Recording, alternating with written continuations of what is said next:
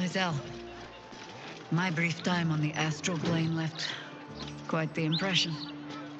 You must miss it dearly. I don't hail from the astral, Jahira. My glimpse was as brief as yours before we were cast back to the material. It's peaceful, isn't it? If only I might have remained there. Oh, to soar the skies above Tunarath atop a red dragon.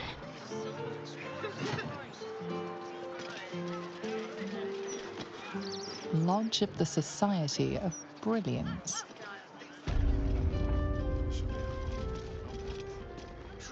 Ah, a fellow inhabitor of the Underdark. You find yourself in the cradle of knowledge relating to our subterranean home, the Society of Brilliance. Tell me, what can the Society do for you?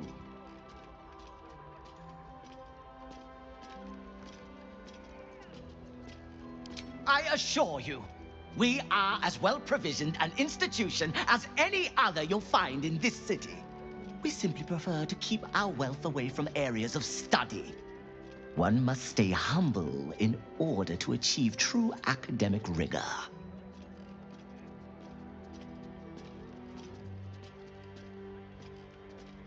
A wonderful research partnership. I'm sure you'll agree. They are upstairs if you wish to share any theories with them. Yes, dear Lady Esther, one of our most reliable contractors. Though unfortunately, this particular request was too much even for her. I don't suppose you've stumbled across any Githyanki eggs during your travels. The Society will compensate you for any we purchase, of course. Don't you dare consider it. Study it, of course. The Githyanki have been a source of great debate in the Society circles in recent months. You yourself have no doubt experienced the prejudice of those who assume that, as beings of the Underdark, we are inherently evil. The Githyanki face similar prejudice, but I believe if hatched in a less violent, more intellectually stimulating environment, the child can overcome its evil predispositions.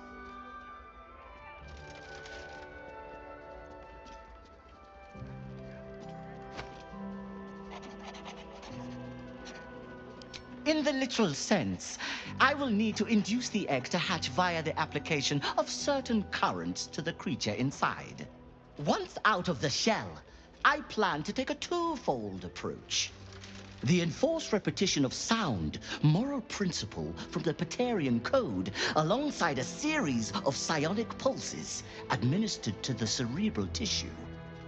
Assuming I can accelerate its growth, I should have conclusive findings within a year or two at the most.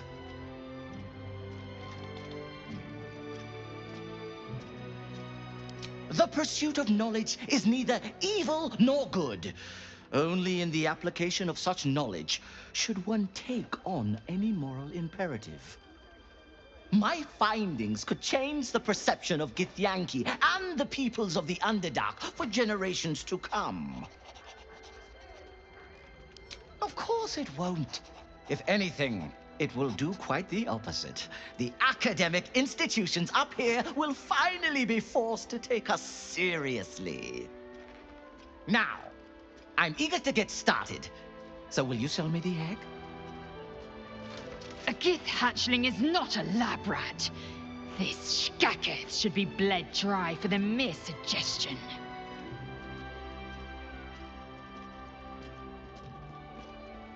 Then I will source another subject, and the experiment will be completed without your involvement. Progress may be delayed, but I assure you, it can never be stopped. I'm compiling a translation dictionary so warring species of the Underdark can understand each other. It's an essential step forward. So much Underdark strife comes from vying for scarce minerals. I seek to invent new, easier ways to find such ores. From plenty comes peace. Omeluum tells me I have you to thank for its safe return. We know the risks when we go out into the field, but to lose my friend in such a way would have been most disheartening.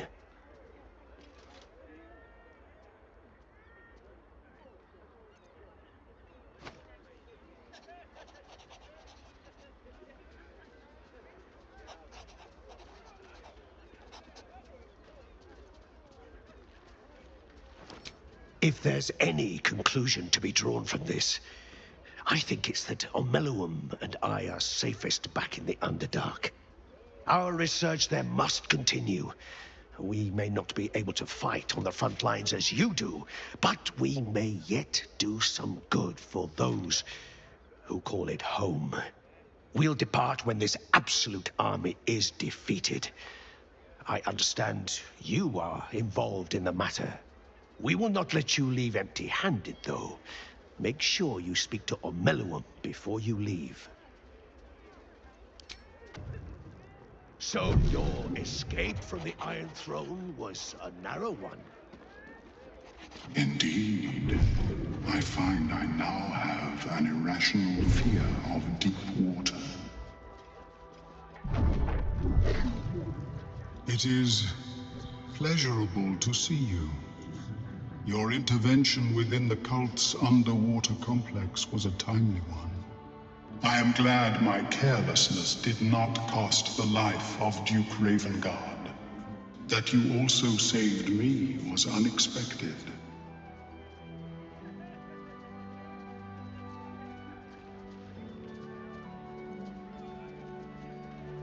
My meeting with you led me to a most unsettling conclusion.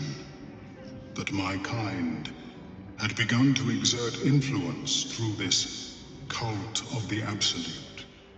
I felt illicit interference would not be conducive to this plane's survival. I sought out other infected individuals to ascertain the truth of my hypothesis. Unfortunately, I strayed too close. I was captured and transported to the prison in which you found me.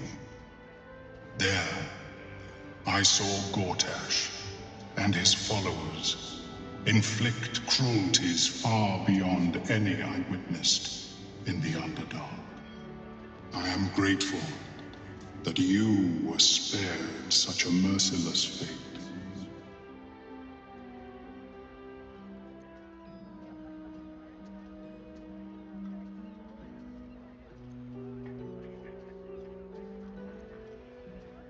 Once my report is completed, I will return to my usual work in the Underdark.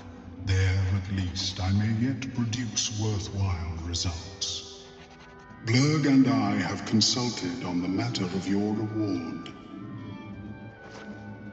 We first thought to ask the denizens of the Underdark for their aid in fighting the cult. Alas, our influence there remains negligible. Instead, we have selected a series of items from the Society's vaults. Given my kind's involvement in creating this evil, it is only right that I do my part in helping you defeat it, or at least improving your odds.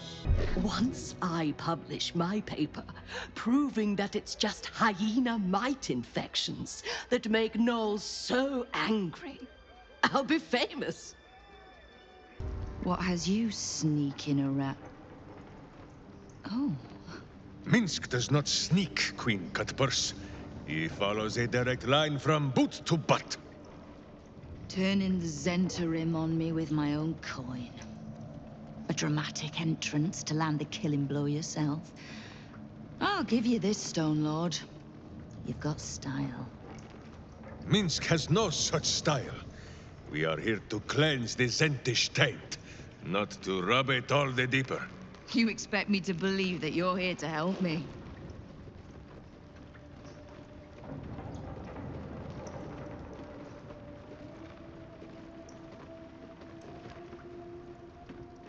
Helping first and harming after. Justice dines on a set menu, Nine Fingers. And Boo will be having seconds. Don't let the hamster nibble on anything valuable. We might just get along, Stone Lord. Come then. There are visitors in my guild hall. I'd be a poor host to keep them waiting.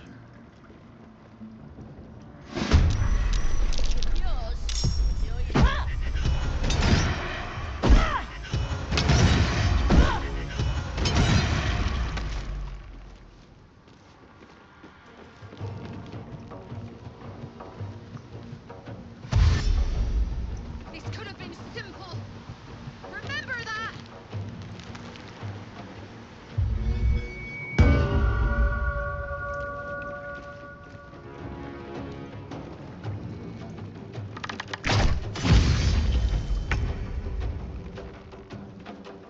Into the bloody fray!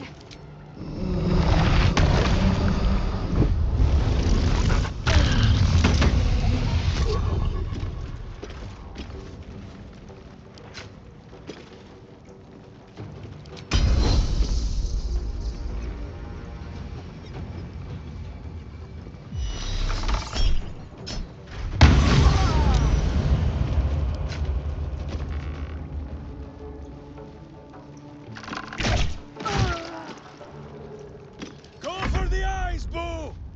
Who is napping? So die in silence, evil! Perunere!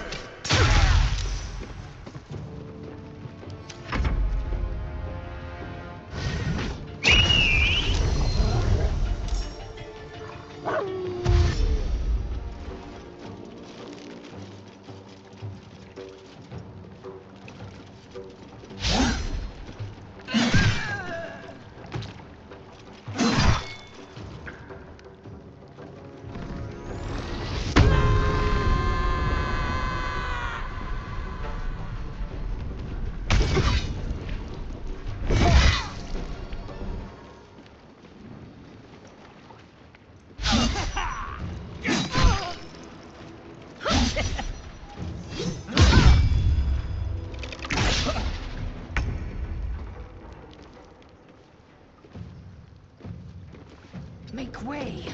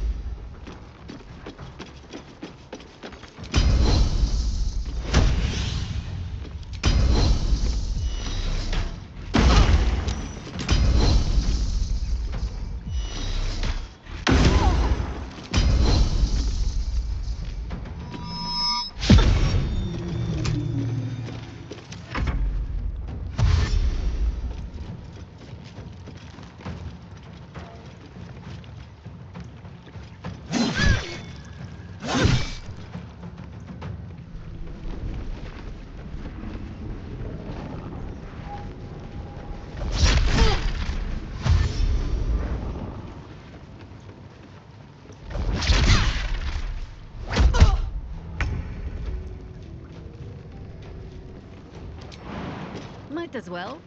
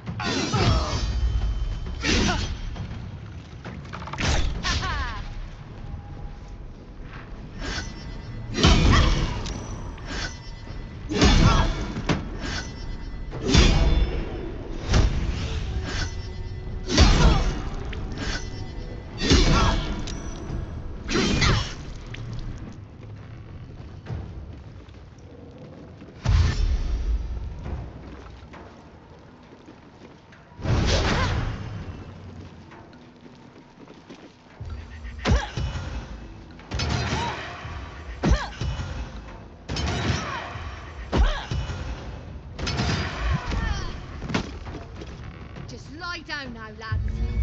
We'll make it gentle.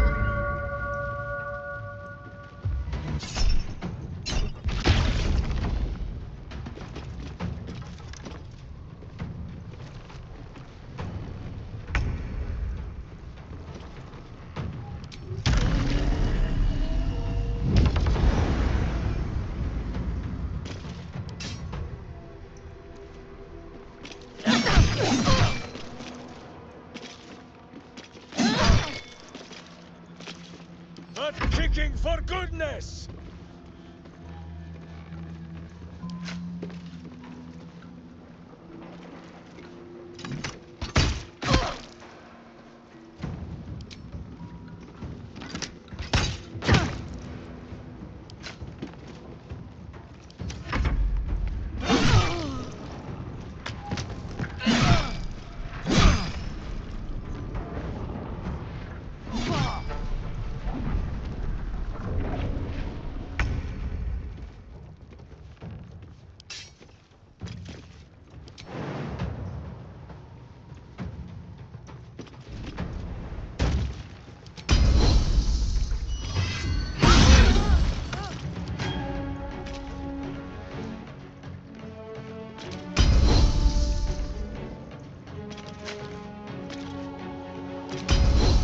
Let my name be known.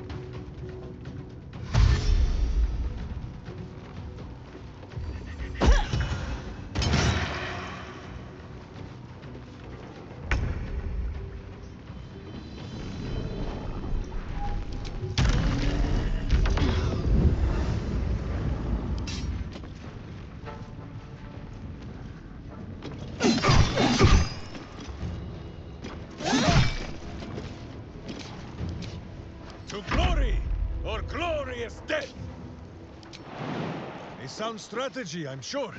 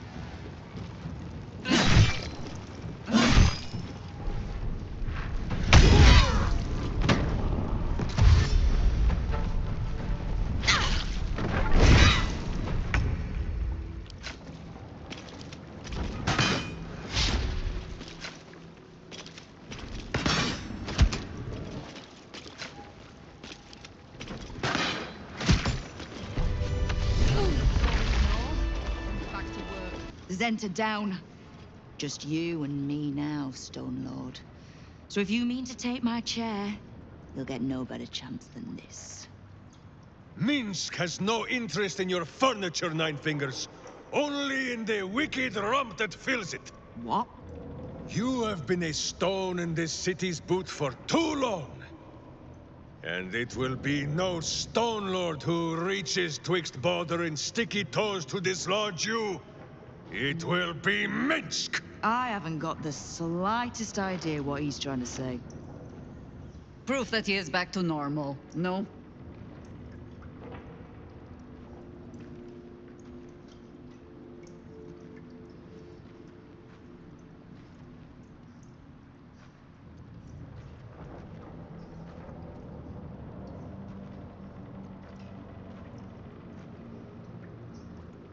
You might have knocked it out, but a good thing you did. He's more like his old self again. Good. I'd rather you die as Minsk the Mad Rashimar. It's silly, but do you know, you were something of a hero of mine when I was young. Even now, your tongue twists the truth. When you were young and 10-fingered still, Minsk and Boo were stone, instatuated on a city square. Aye, I remember the spot. By a garden on the Wide. A soft thicket near the market, with ample pockets to pick. Celestia itself to a street rat looking for shelter. You might not have been wrestling monsters, but you kept the wind and the rain off. Heroic enough for me. Bah! You tried to dampen Boo's eyes. Do not think you will be spared his teeth. Evil is evil, even if it was once innocent. Oh, I'm no innocent. But evil? Well, you tell me. With the Fist, the Watch, and the Council itself all licking the Absolute's boots, who's the only one left standing to protect Baldur's Gate? She's right, Minsk. She's been an ally down through the years. A friend, even. A friend? Jaheira, Boo cannot believe his ears. Has the city fallen so far in our absence? Are there no heroes left? Heroes come and go. But the Guild has always been here, protecting the city. Until the Stone Lord came to break us.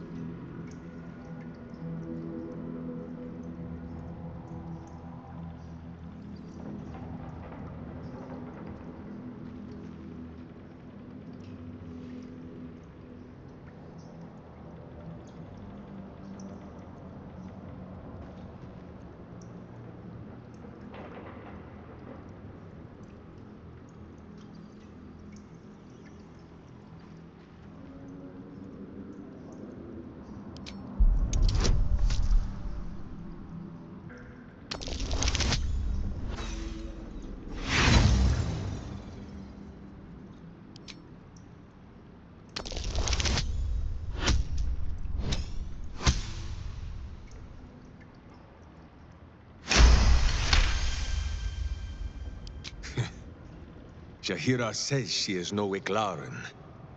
Perhaps not. But if she says I should not honor, defend, and listen to her, it is the only time she has ever been wrong. If she trusts in Nine Fingers, if you do, then so will Minsk. But that means the things Minsk has done. I am shamed. Nadeshka, unworthy to fight alongside my friends. Boo, what am I to do? I can't speak for your rodent, but I know something of debts. If you reckon you've got one to repay, well, we could always work together. With you? Pfft. Minsk has no lust for gold, that he would shake grandmothers by their ankles or set Boo nibbling at their purse strings. I'm not talking about that. We've both got bigger enemies than one another. The city's enemies. And Tyr's honest truth, you gave my guild the wake-up call it needed. We've grown complacent, lazy, too sure of our standing. We never would have needed the Zent if we'd had a fighting force of our own. Swords for the city when the Watch and the Fist fail us. Like a berserker lodge of my homeland. No army or militia serving the local lords, but heroes working for the common good. Heroes. Sure. Very well. Minsk and Boo accept. I'm sorry, you what? Boo and I will be your berserker lodge, taking the ugly ways of your guild and beating them into a more virtuous shape. That's not even slightly what I was saying. I wasn't asking. You are right. I have proven myself unworthy. I cannot serve this city if I was so easily turned against it. If I do not know my own mind, perhaps I no longer know what is good.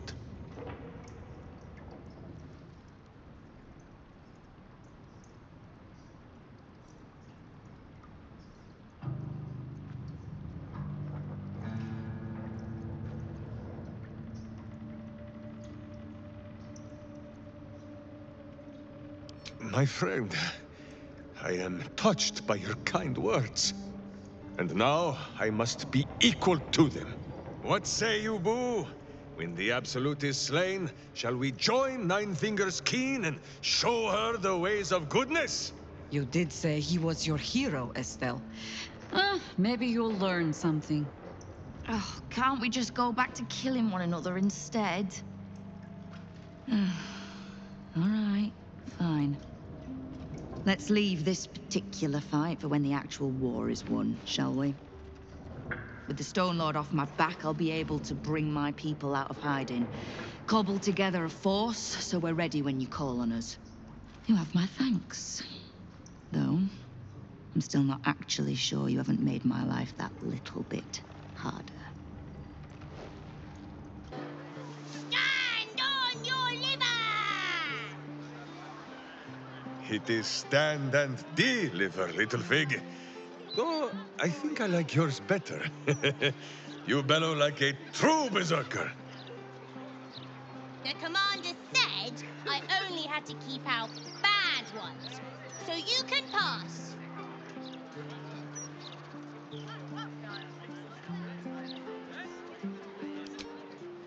I'm not a little girl. I'm a warrior. Even I could have told you this was a silly thing to say. Now pass.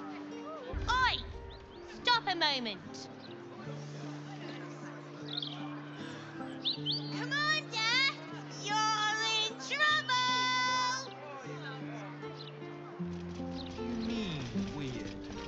Well, Fig. Everyone, he's back! Something over there. Oh, Maller's Mark, here we go. Are we quite sure she hasn't actually died this time, brother? She looks dead. Smells it too. Ooh. It has been a hard road. But I can clip you both around the ear to prove I am no ghost. If it would help. Forgive us, Mother. We're just surprised you still know how to find your way home.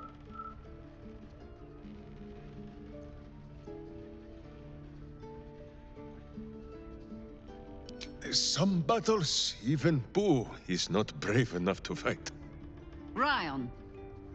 A spell can carry 25 words. Do you know how many Jaheira's only message contained in all this time she's been away? 7.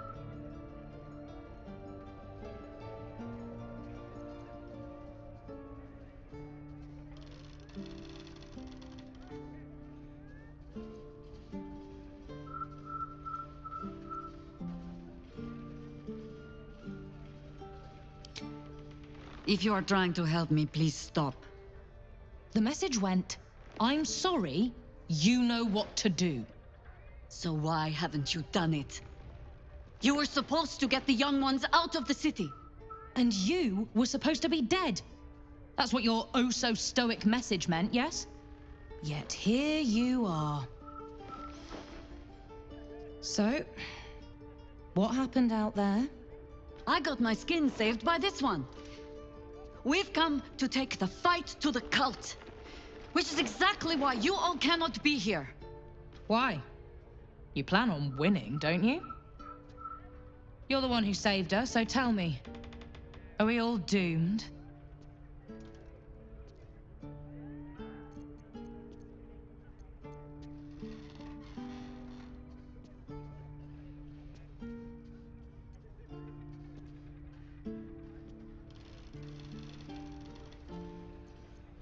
So fight. That's what all you heroes and harpers are for, isn't it? You are a very irritating girl. This isn't your house, remember? You'll keep a civil tongue under our roof if we let you stay at all. Have mercy, sister. She's old, after all. So old! She can stay, but only if she brought home presents. Seems I'm outvoted. See, Mother? That is how you go about talking things through with your family. Now, if there's more to discuss, then bloody well come in. And wipe your boots. I have given you much reason to think that Harper's hoard secrets like precious stones, but I promise you, this was not some intrigue. Just, plain and simple foolishness. As if by keeping clear of my family, I might keep them clear of the cult in turn. And if this fight were to go against us, well, they had already done their mourning. Why visit it on them twice?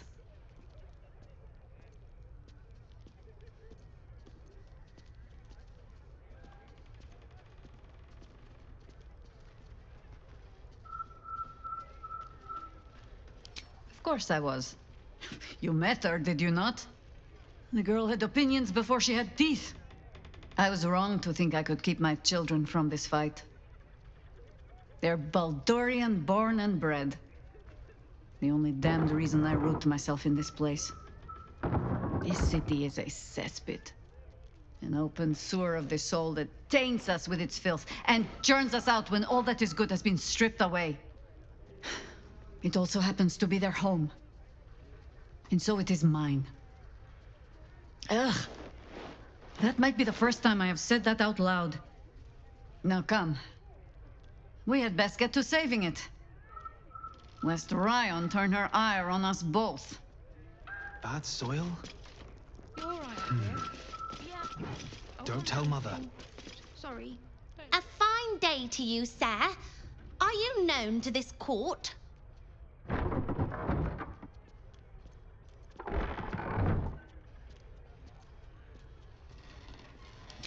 Sir Fluffington, an honor to host you in my manor. Jessamine discovered an old family tree in my study.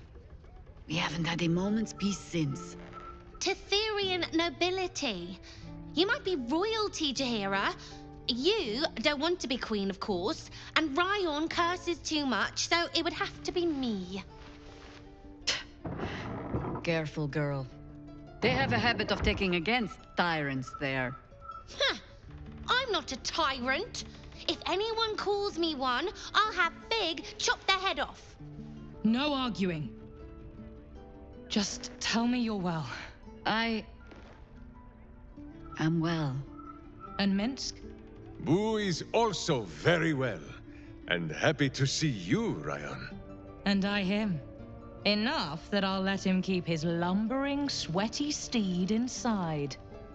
So, this cult. What's our plan? I'm not fool enough to think I can change your mind.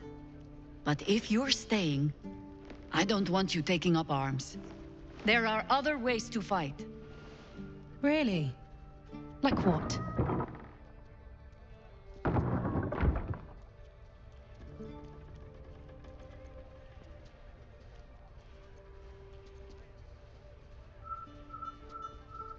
You shame me. In all our hunting, I had put them from my mind. Right. Leave them to us then. If we can't get them past the checkpoints, we'll at least make sure they're watched over if it comes to fighting in the streets. If I have to stay home and babysit, then it's your job to make sure there's still a home to look after. Take what you need, and we'll do the grand reunion when you come back for good. So, lovely as it is to have you back, Mother, go away. You have work to do. Aye, aye, Commander. Wait, one more thing. There are doppelgangers on our trail. One even went so far as to steal my face. Huh. All right then. If you turn up looking for hugs and kisses, I'll be sure to shoot first. That's my girl.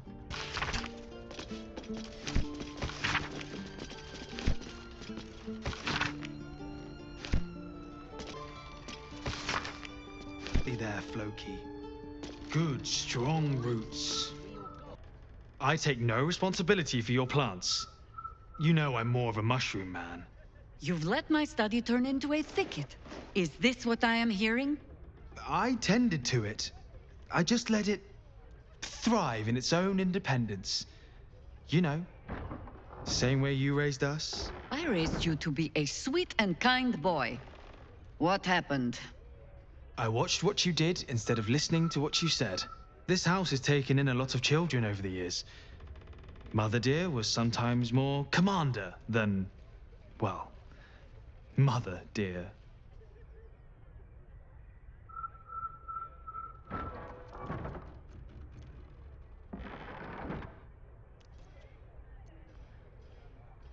I believe the phrase she preferred was, the fouler the fertilizer, the fairer the flower. Oh, so you do listen? I've only ever seen her truly angry once. We were down the market when I was about 9 years old. Some merchant started in with the usual, "Yes, but where's your family? Whose son are you, really?" When Mother was done with him, well, let's say he won't have any sons of his own to worry about. Nature's law in action. List.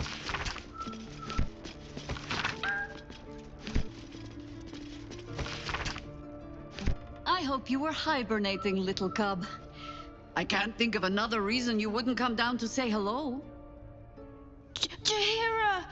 I didn't want to see if you were really dead. They said... Who said? Jord and Ryan. They didn't think I could hear. You little sneak thief? Well, they were wrong. Look! Not dead. I just... had a few adventures. Like,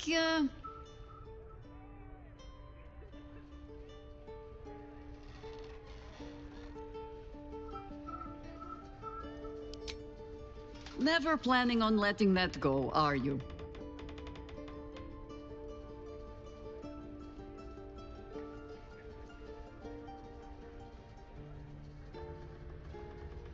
Moonrise. Like the place from your stories, Jaheira. The very same. We can give that one a happy ending after all.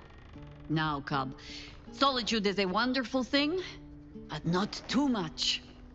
Come downstairs and fight with your sisters. Wait. Here. I was...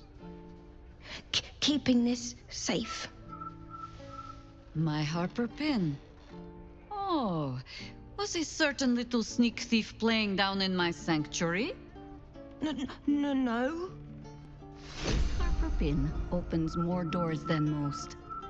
Come down to my study and see if you can figure it out.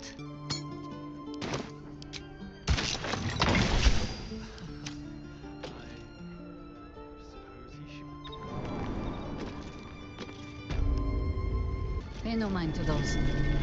You're probably safe so long as I am here. But if you do not trust me, take the weight from the pressure plate there. The orb casts glyphs familiar to the druid of ownership. Overwhelming it with the same element can often disable the enchantment. Have no fear. The traps aren't meant for you. But, better to stick close, eh? Only a patch of wilderness this city permits me. There ought to be supplies here to aid us. You know this place, Boo. Minsk has never been invited. The Archdruid's eyes and ears have fallen away in her absence. I am training new ones. Down by the Blushing Mermaid, there's a stink of something fey. Smell of arse, too. But Boss doesn't care about that. I bring word of gnomes. Gnomes in the sea. There's been killings in a holy place. Stinks of incense and blood. Keen eye. But if it's supplies you seek, weapons to aid in our fight, you won't find them behind that door. There is nothing back there of worth to anyone but me.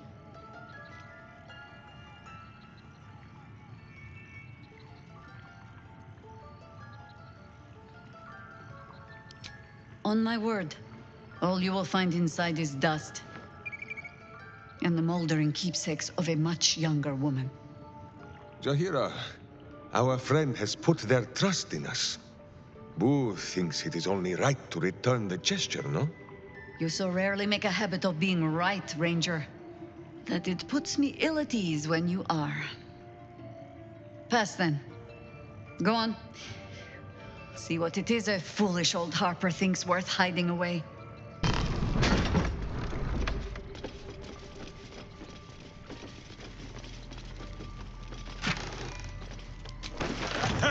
Jahira's old weapons. They look strong as ever. Minsk should know. They gave him many bruises over the years. Rite of the Timeless Body. What's that about? I'd best ask Jahira.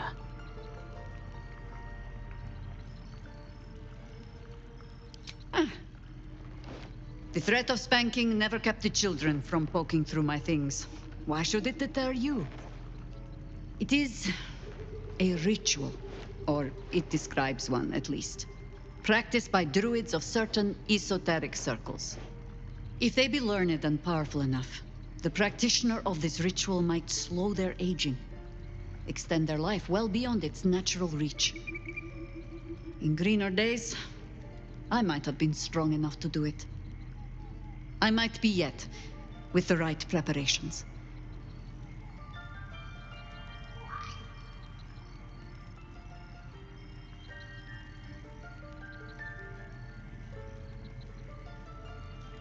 Oh, you really think I'm pretty? Just a moment while I remember how to bat my eyelashes. Do not look at me like that. I have been content to see the span of my natural years. A privilege far too few in this world can claim. I do not speak of clinging to life for its own sake. I just look back on that life's work and I wonder, is it done? The dead three plague the world still. The city still falls prey to small minds like Gortash or lost souls like Orin. It is every Harper's hope to be a light that drives out darkness. But I've lived long enough to see so many of those lights burn out, while the shadows cling stubbornly on. Knowing that, isn't it our duty to burn on if we can? To fight for as long as we are able? You have more in common with my people than you'd think. On the astral plane, our finest knights can live for millennia, and they devote every thought to vanquishing Geich.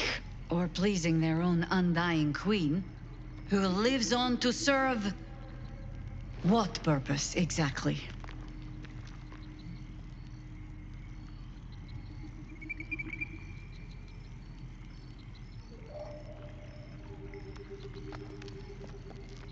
In truth, I had put this ritual from my mind.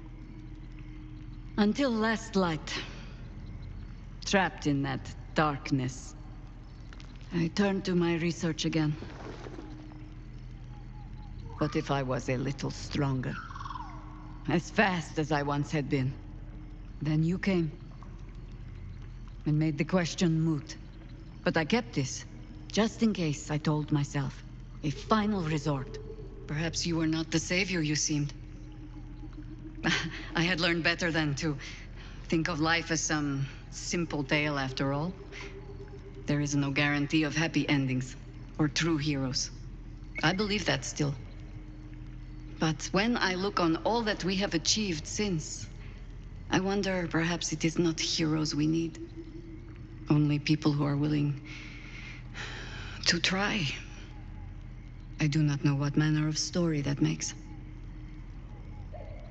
But I do know that without an ending, it would be no story at all. So I will accept mine. When and however it comes. As for this city story, well, that is entirely your problem now, Cub.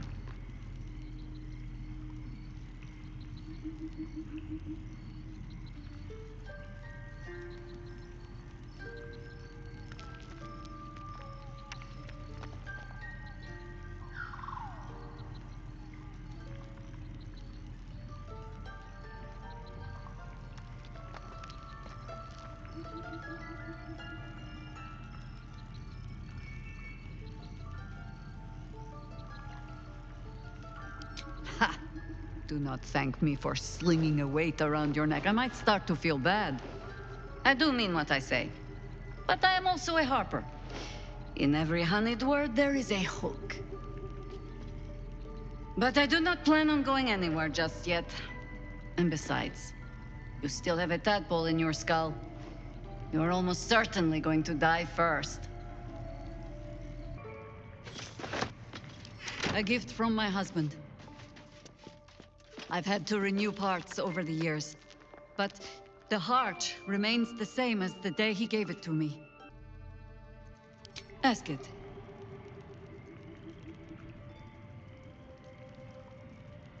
Oh dear. Should I brace myself for some fashion advice? But I suppose you have earned better than glibness from me.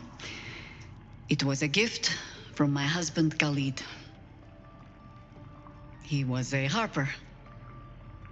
A better one than me, truth be told.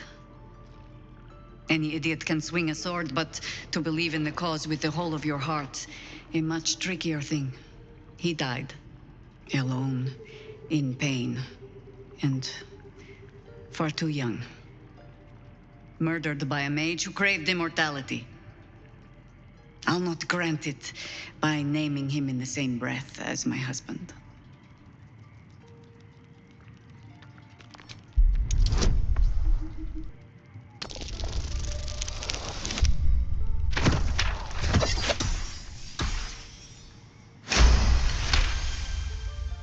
The quiet, unassuming shadow to Jaheira's strength, Khalid was another warrior who helped end the Balspawn crisis. Shortly after, he was murdered by the mad mage John Irenicus.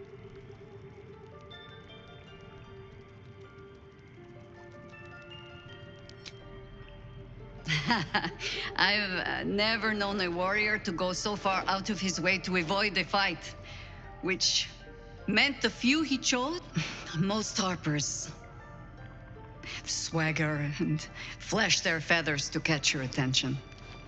Khalid was quiet to a fault. And when we were married, on an upturned cart in the rainy Dalelands, he stammered so much. I've never been sure if our vows actually counted.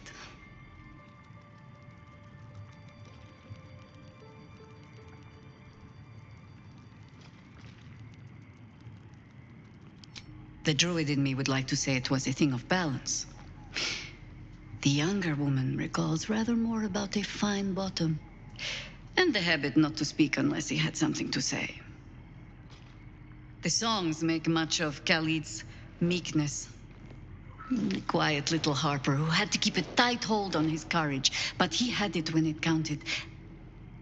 And more than that, he had compassion. When you live a harper's life, see all that a harper sees, that is by far the harder thing to hold on to. But a bard can tell you all the rest. As for all the things they cannot, well, I shall just have to keep those for myself.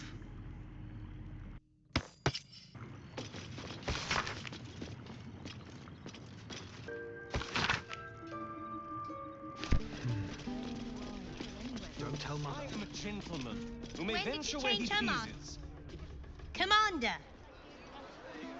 Spare me your salutes, little traitor.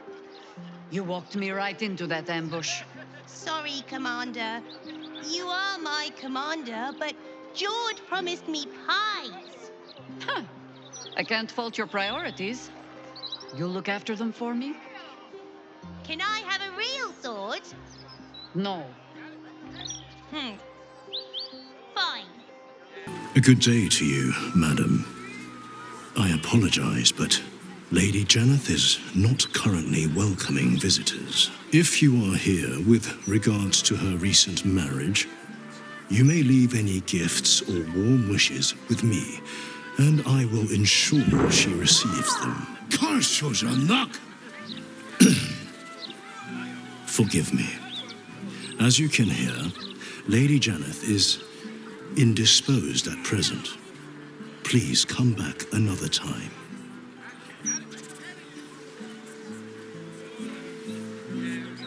Tarhun Nemonis, butler to Lady Janeth, esteemed patron of the arts. At least I am most of the time. Lady Janeth wishes for some time alone with her new spouse and has sent her staff on holiday accordingly.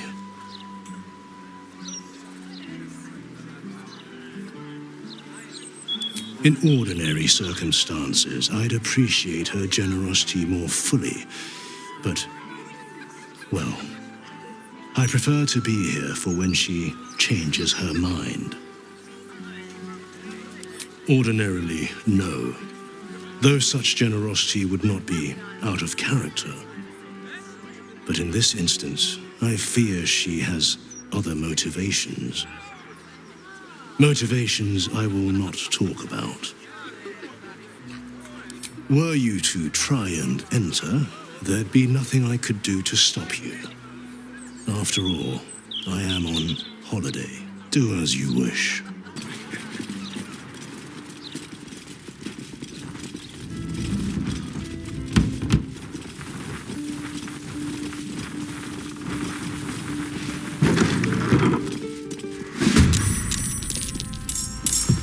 Go from here. Worship me, the prophet of the land!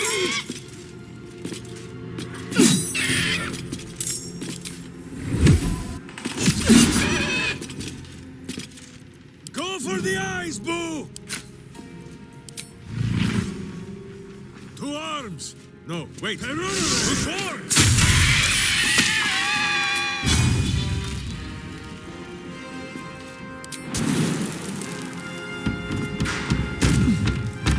Blood comes easy these days. Victory awaits.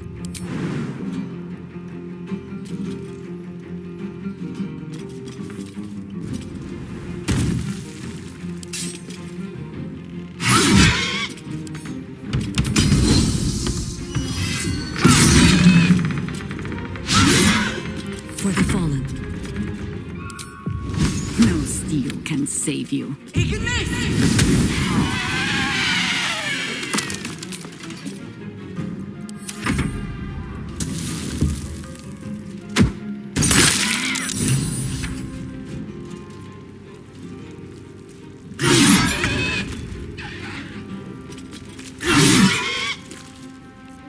They're dying for me! All of them.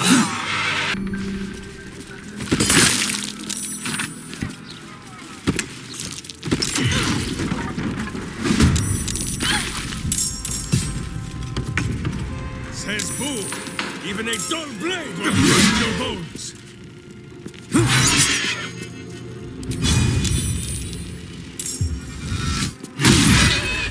Survival is all that matters.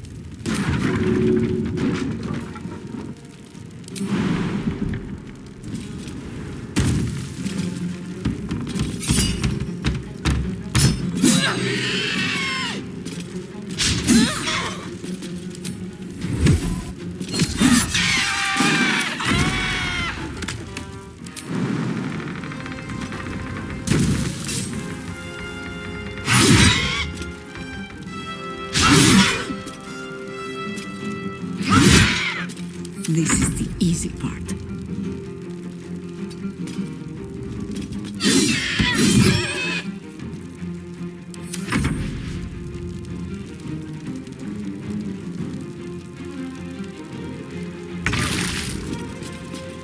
Can't even catch my breath.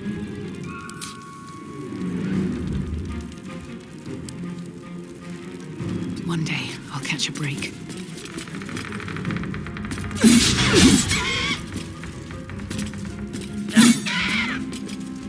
Swallow your battle cries, fiend, and wash them down with steel!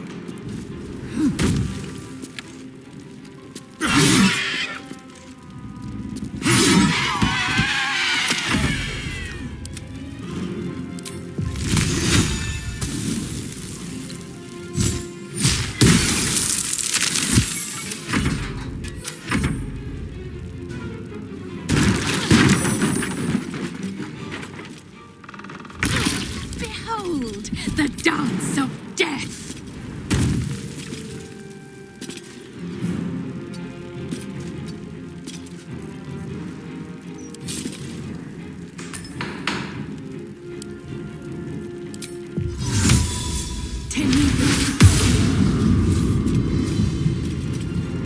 I have missed this. The adventure, the danger, the kicking of butts.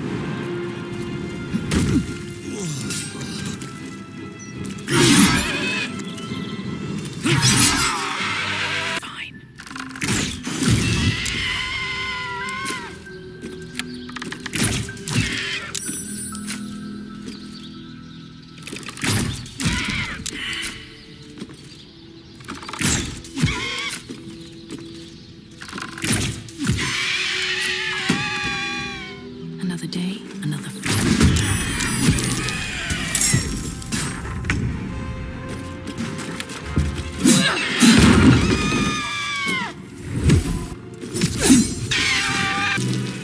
That might be worth a look.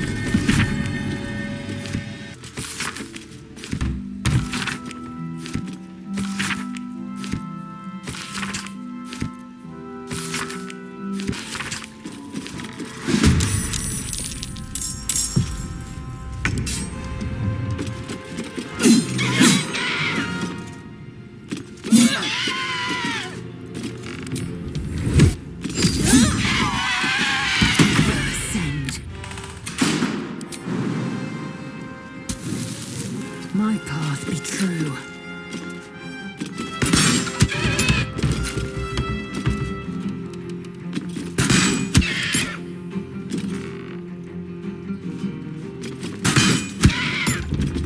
To arms! Wait, no. To swords! Good.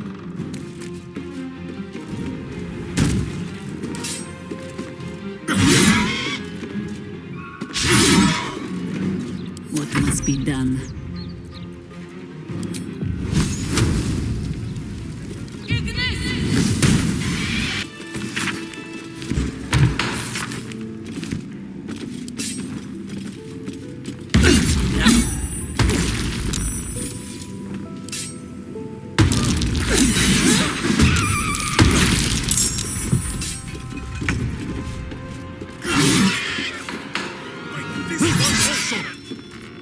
Still breathing, despite everything.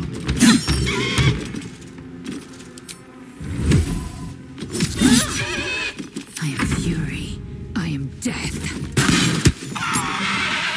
Oscar, if you're still in there, listen to my voice. This is not you. Please let me help you. All I hear is the grunting of a swine.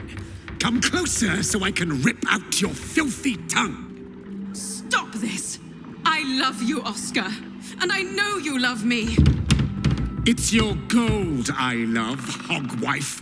But all the riches in Faerun would not be enough to make a life with you worth living. Oh, gods aid me. He does not mean the things he says.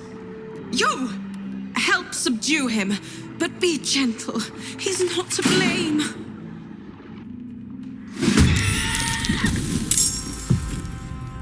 Come on, can't stay idle.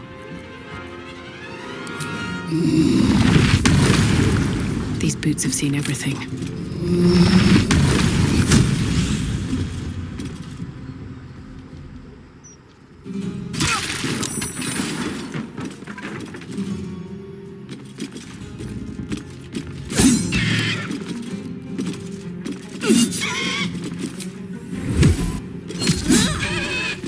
Victory awaits.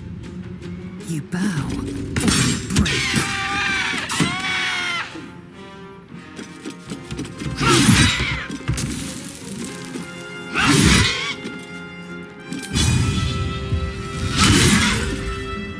But kicking for goodness!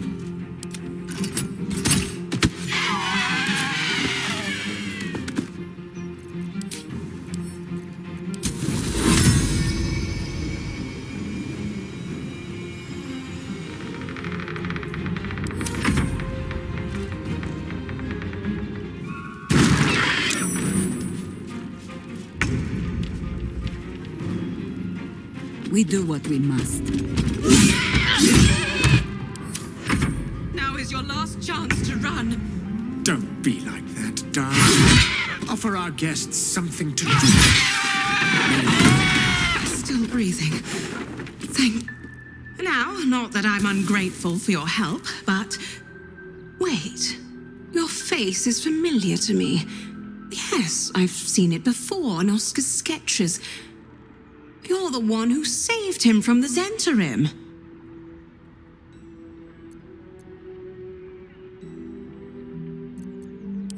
I'm getting rather used to it, unfortunately. Not long after the wedding, he lost his appetite, fell into dark moods. He started to avoid my company entirely. Artistic temperament, I thought, but it worsened. He became violent. Called me some rather imaginative names. I hesitate to say it. Something unnatural has taken hold of him. Oscar has been possessed.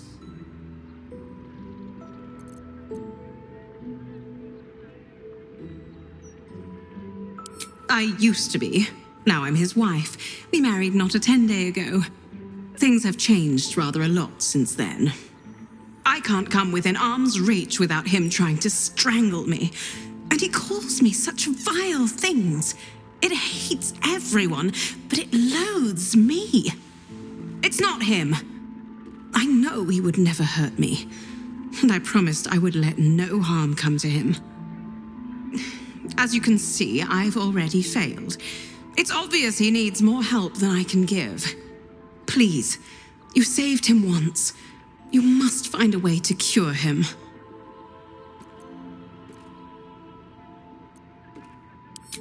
Oscar's behavior began to change shortly after the wedding. He became withdrawn, working obsessively up in his atelier.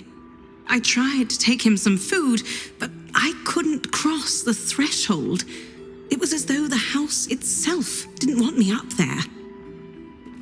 Whatever this thing is, it doesn't want anyone going up there. I swear it's in the walls, watching.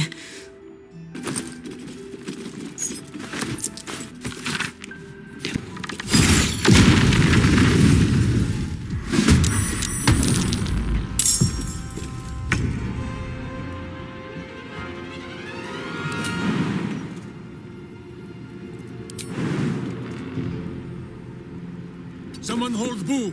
He does not enjoy the bumpings to come.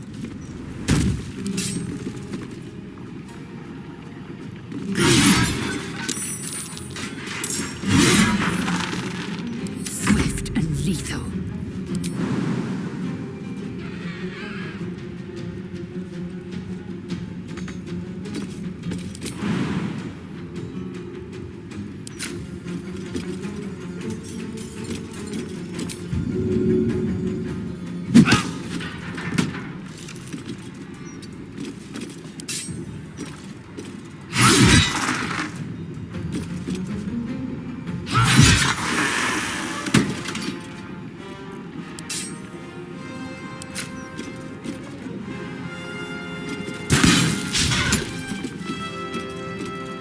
Nothing will stand in my way.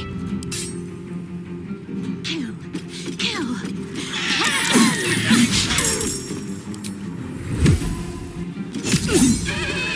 Onward.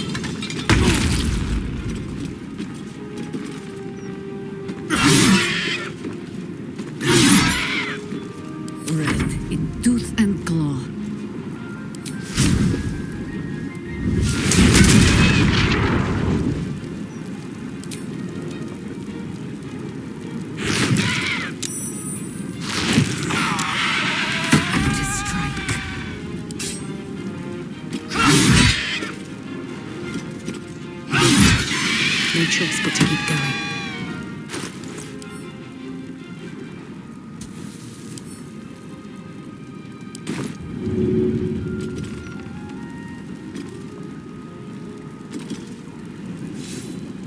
Don't waste a step.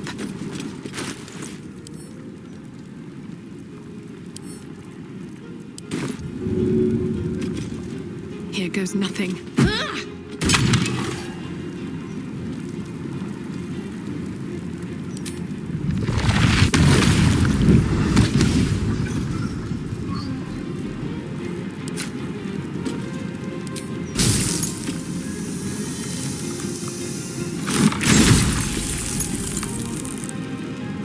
Time to strike.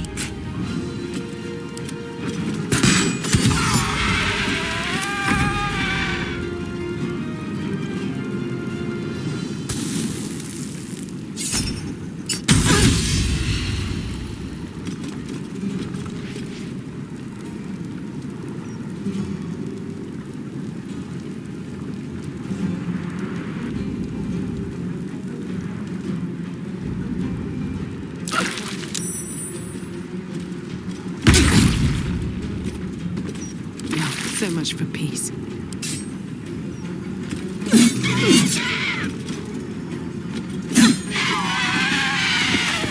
Coming for you!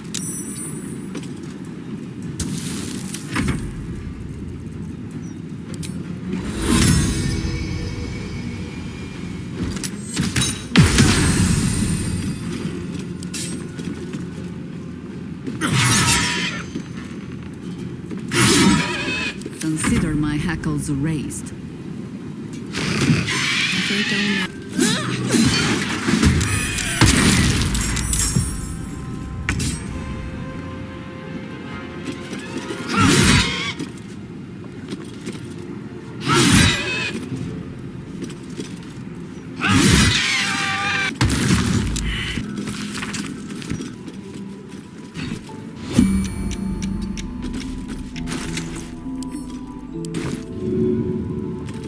And away I go.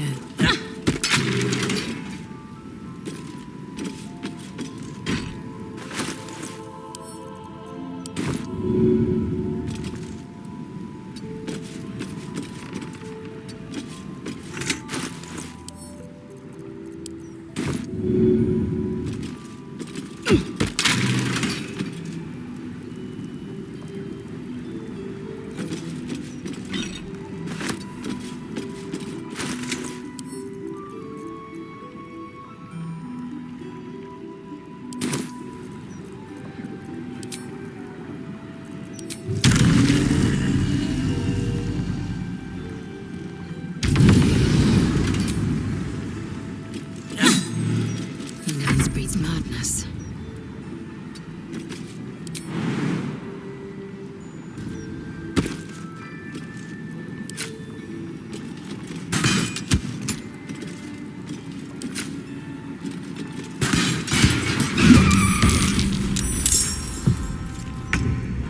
Ready.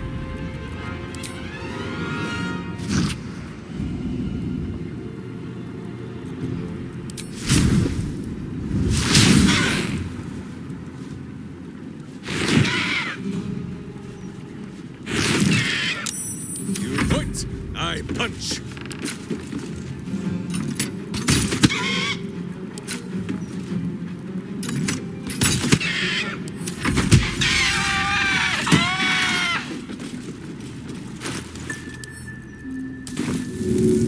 That should work.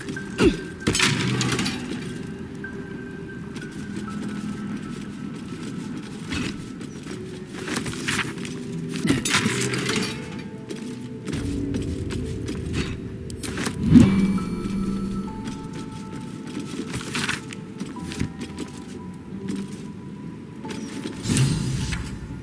Die here. A strange easel. There's some kind of mechanism attached. Leave him! He is mine! Closer. Closer. Ah! Unhand me.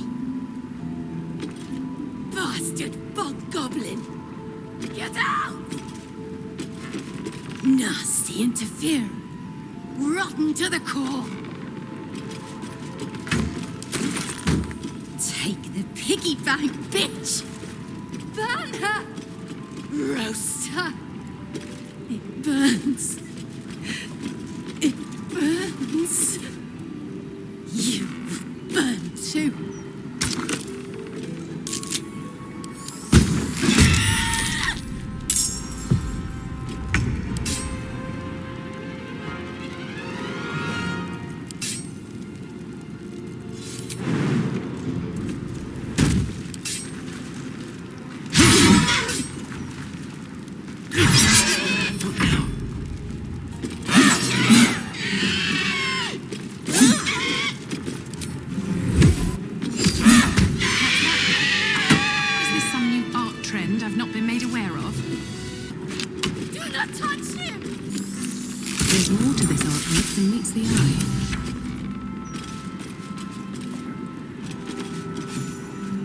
Portrait is ice cold to the touch, filling you with a sense of overwhelming dread.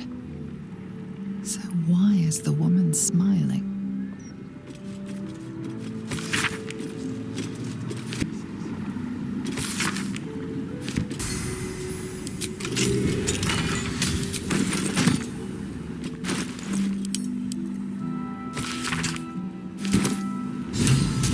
Did you find anything in Oscar's atelier? Oh, not him.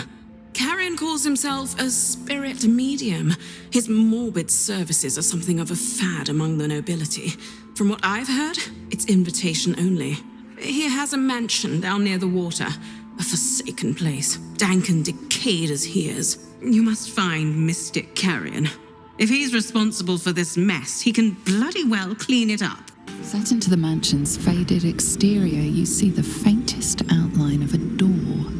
An entrance designed to provide the utmost discretion. The door pulses with a heavy, melancholic magic. Whatever lies behind it concerns the living and the dead. You sense it waits for the right words. It requires permission to open. The door shudders. It has no choice but to let you inside.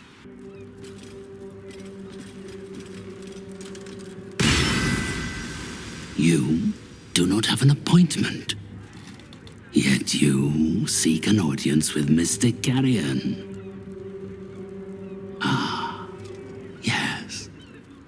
You were drawn to me, a wanderer bearing the scent of death. You are familiar with the necromancy of Fae. I have heard the spirits whisper its name. Few books have the power to send a shiver through the living and the dead. Tell me, what did you make of its contents?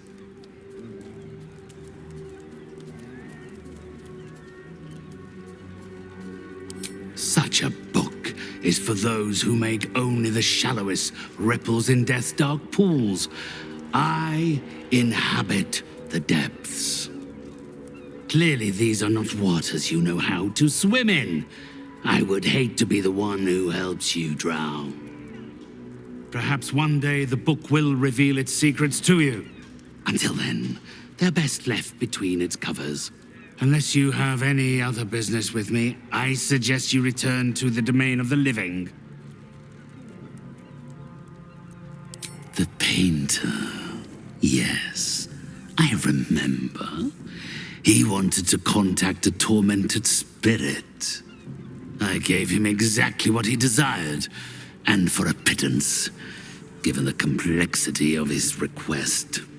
His inability to follow simple instructions is hardly my fault. If he wanted his safety guaranteed, that would have cost him extra.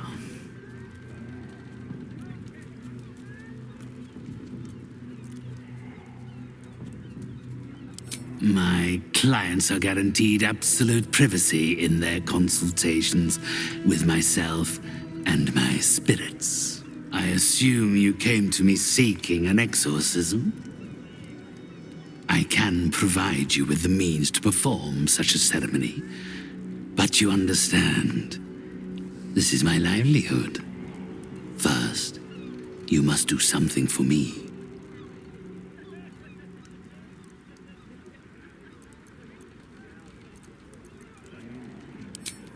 I'm afraid my heart simply isn't in it.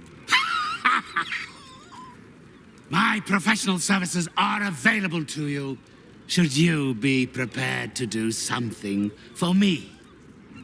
The choice is entirely yours. Do not worry. It is of an earthly nature. It regards a conduit of mine, Thrombo, who has recently deserted his duties. He has not gone far, but given the sensitivity of his nature, I would prefer that he is not free to roam the city. Return Thrombo's body to me, then I will give you what you need to cleanse Oscar of his spectral interloper.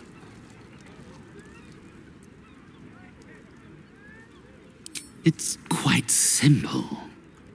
He resented having to work for a living. The undead can be rather lazy in that regard. He was always a simple, contented creature, a beggar to the bone. Perhaps he has forgotten how ungenerous the world can be, or simply prefers to live in the gutter. If he does not value the gift I gave in reanimating that wretched flesh of his, then I will take it back. It is my property, not his.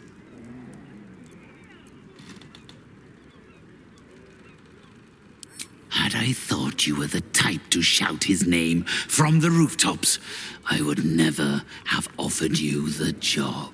Thrombo is not alone in his ingratitude. He has led others in my service astray.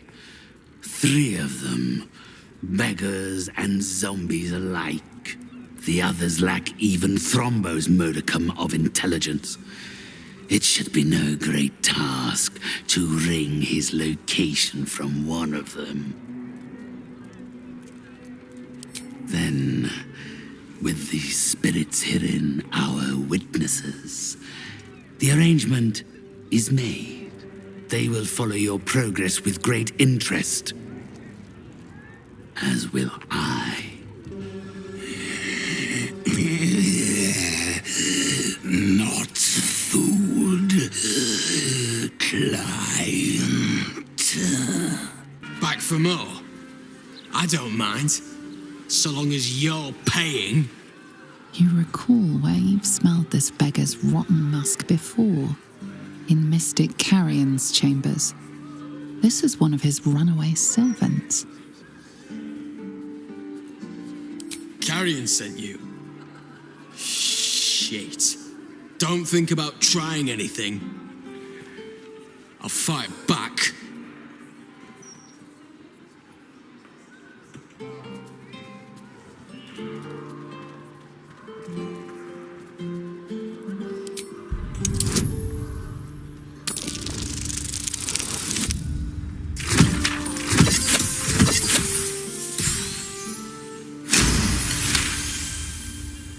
Bloody hells!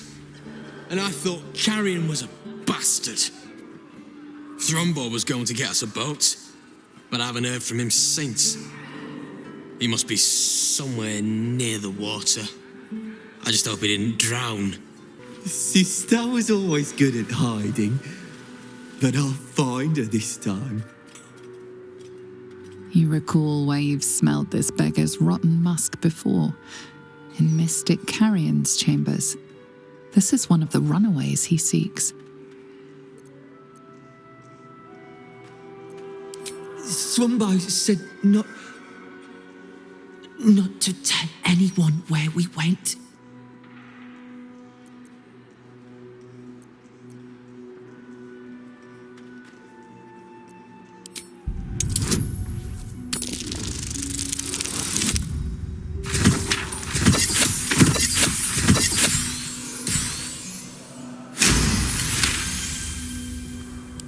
can.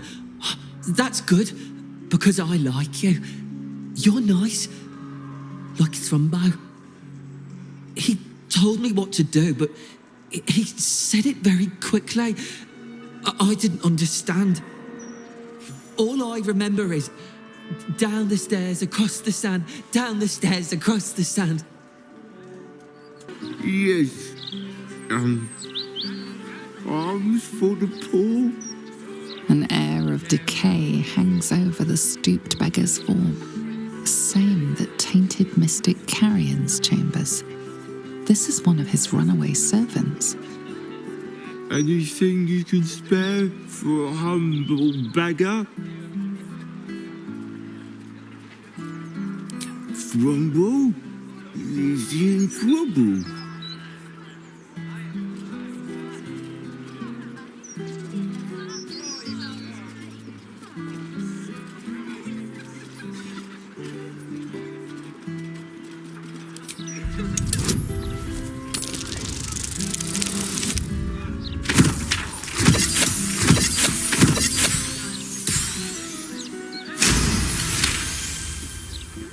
Yes, what an excellent idea.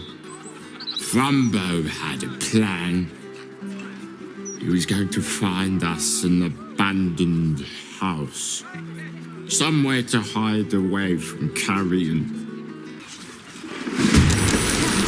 Not these again.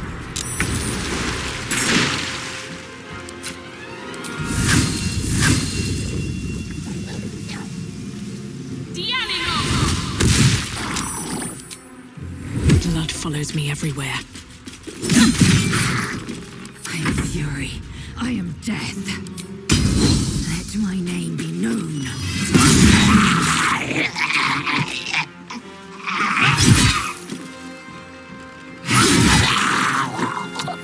Weep if you wish. Minsk will not judge.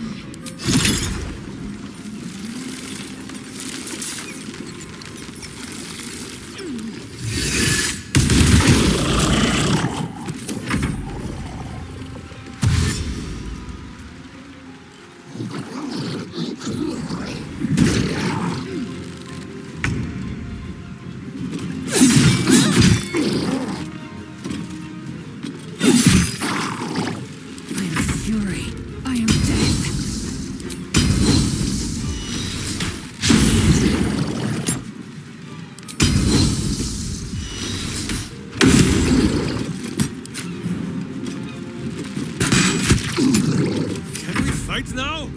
Who is not used to this taking of turns?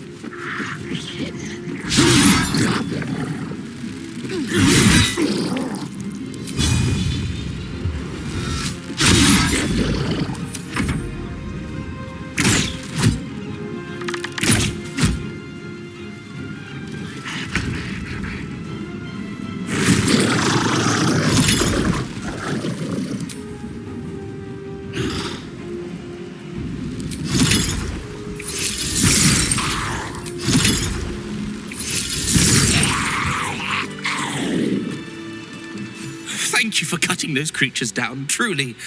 Gods know what would have happened if you weren't here.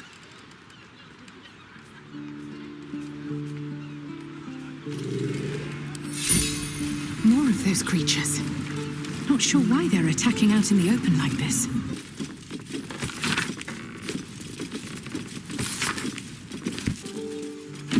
Leave me be.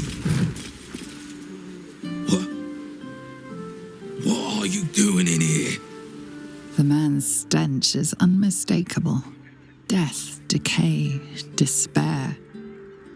This must be Thrumbo, the runaway mystic Carrion was so eager for you to retrieve. This is my spot. Go on, find your own.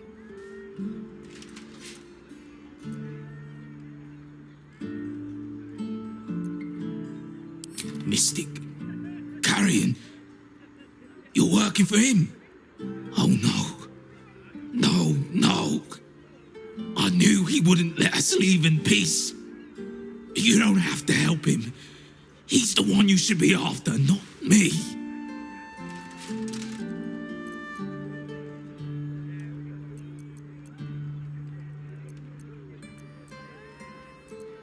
Not by choice. Me and my friends, we were beggars. Used to sleep down near the docks when the Fists were on patrol. Carrion found us down there. He murdered us. Made us like this. Monsters. Fit for gutting and grinding and desecrating the dead. He constantly abuses us. Makes us do the worst things you can imagine. There used to be 5 of us. My friend Talus, he couldn't take it anymore. One day, I saw him drive a coffin nail right through Carrion's skull. Then another, and another. We thought he had done it. Freed us all. Then when dawn came, Talus seized up suddenly like something had got a grip of him. We ran to help, but he just exploded. I got so much blood and pulp in my eyes. When I look back, Carrion was just stood there, completely unharmed.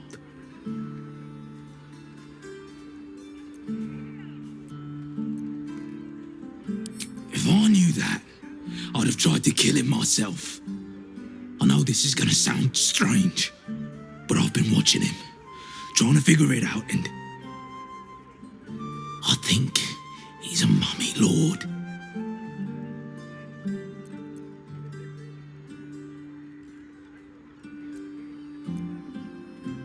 He likes to pretend he's not a walking corpse like the rest of us. Beneath those rags, he's as rotten as we are. After Talus died, Carrion blindfolded me and took me into a strange place.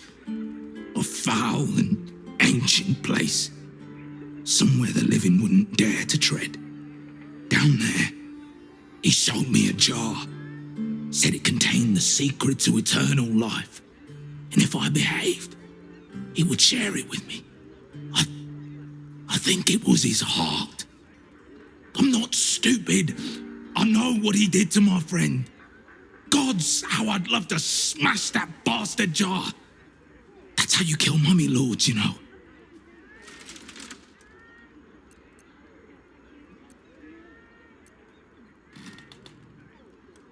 Don't let yourself be tempted by it. Whatever's in that jar must be destroyed.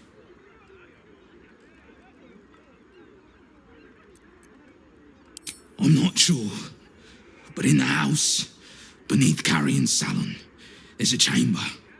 He never lets anyone down there, so it must be hiding something important. Perhaps it's there. But be careful if you return to Carrion. He'll know you spoke to me. Make sure he doesn't see or smell you.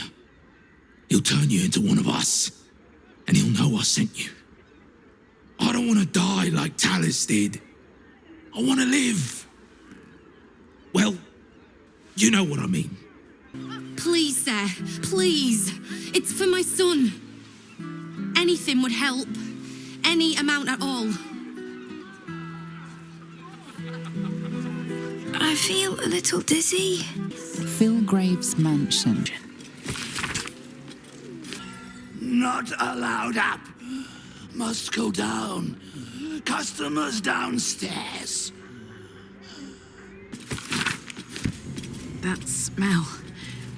These corpses aren't the freshest. Quiet. Move with care.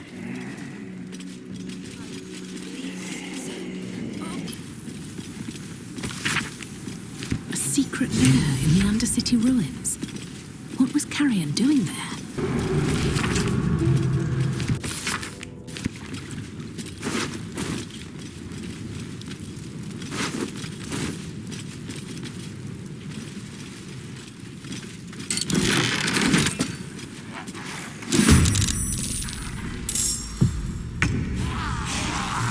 wonder if the gods are watching me.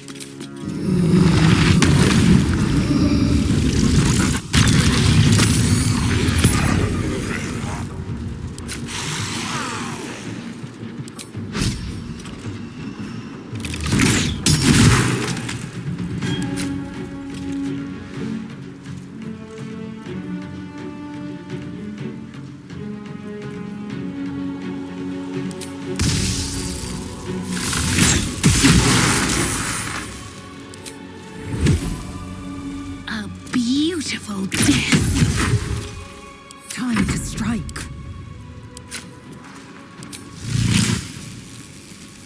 My hamster!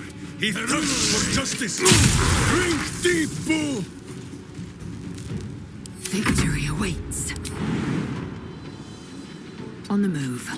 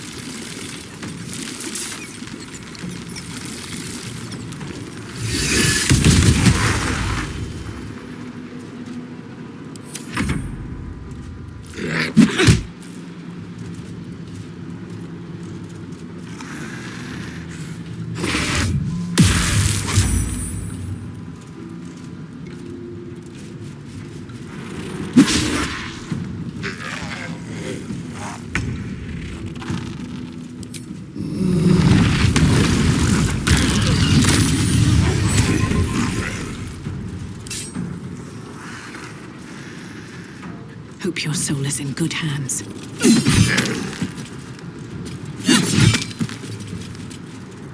Victory awaits.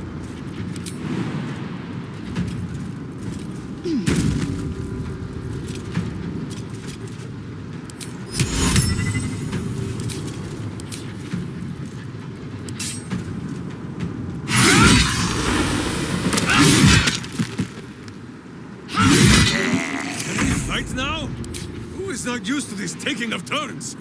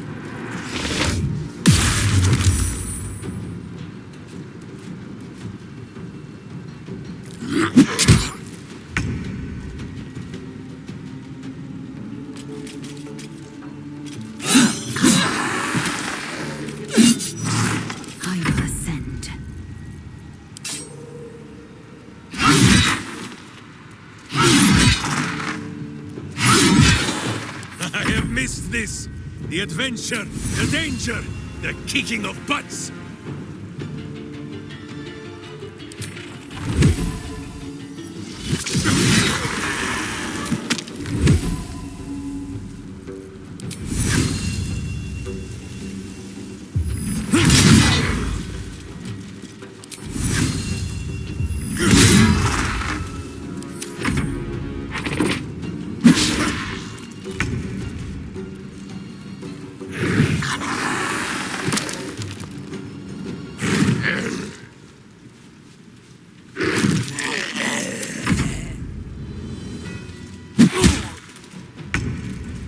Shouldn't have made me your enemy.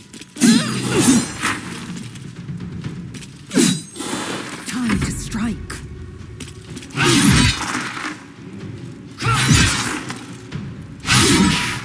Swallow your battle cries, fiend, and watch them down with steel. I think we have given offense.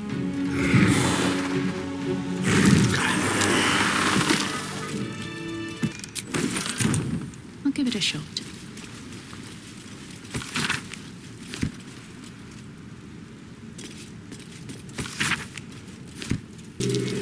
Something over there. Gruesome sight. A necromantic ritual, perhaps. This jar. It feels like death itself. A sure sign of necromancy at work.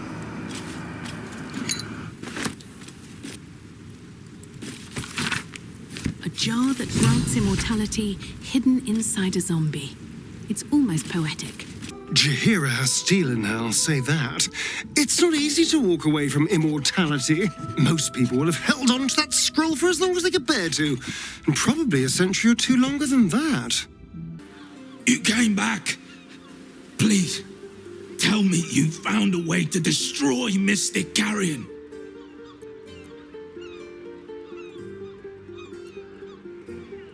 What? His rotten heart was inside of me this whole time. Get it out. I have to get it out.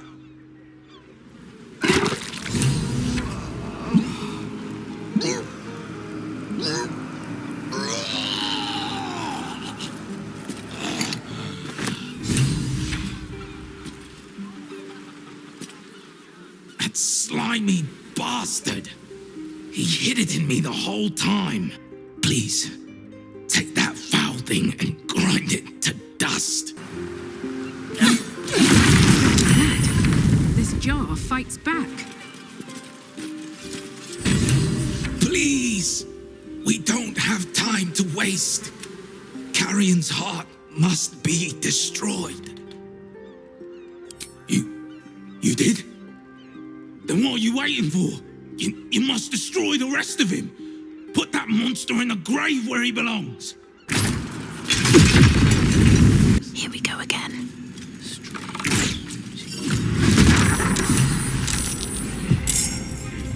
Time to push my luck again.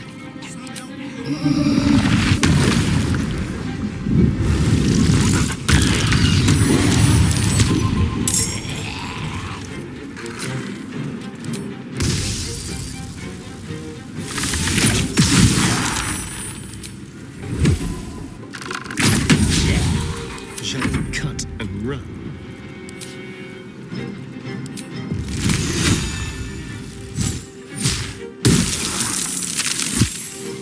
Swift and lethal.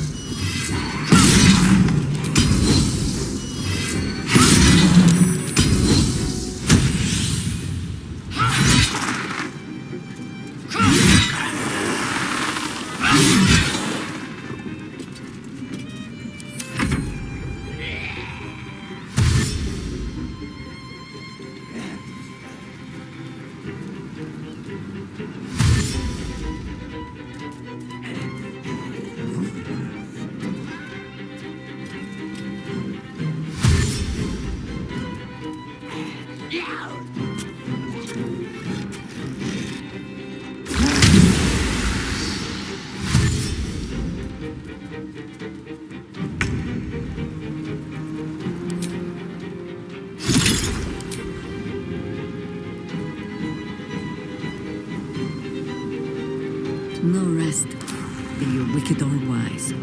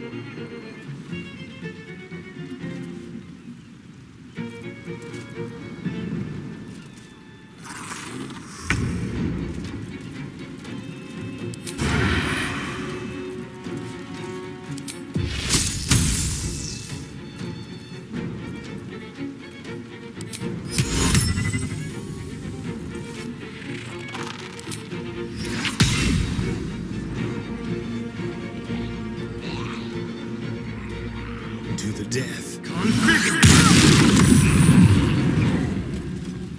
Still on my feet.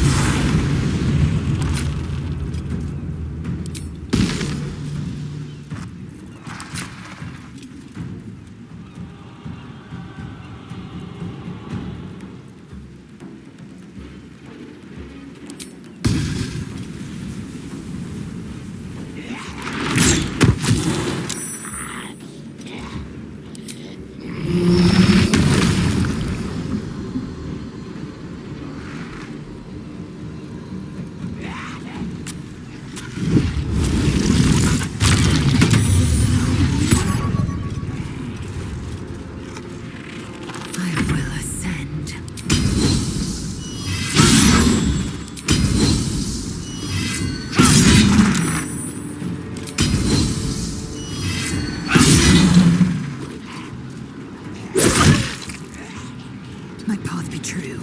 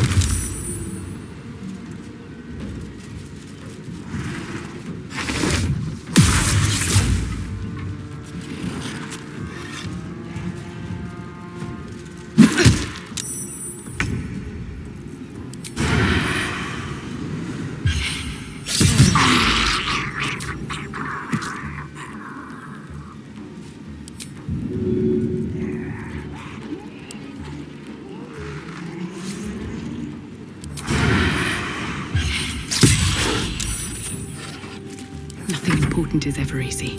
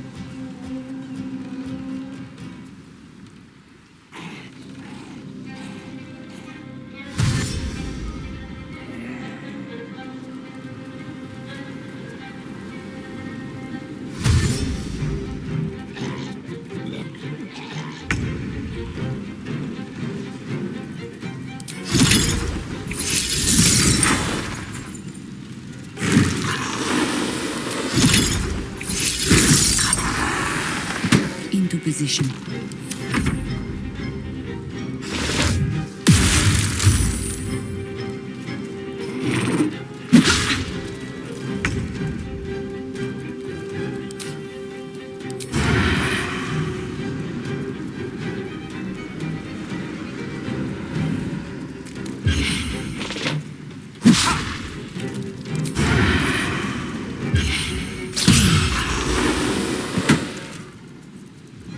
No choice but to keep going.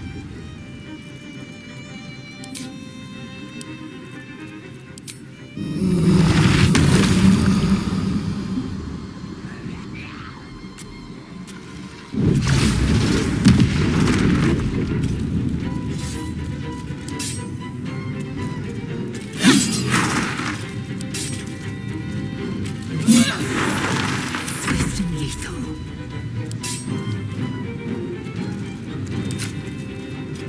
This is your end.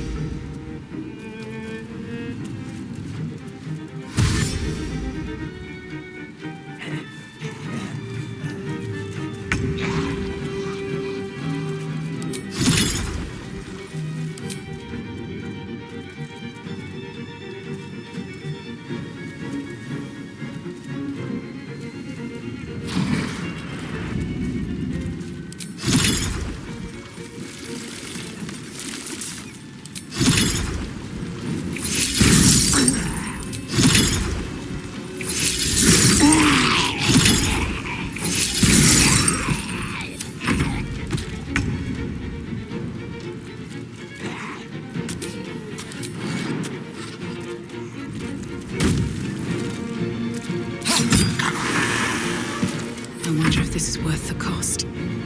Fall by my hand.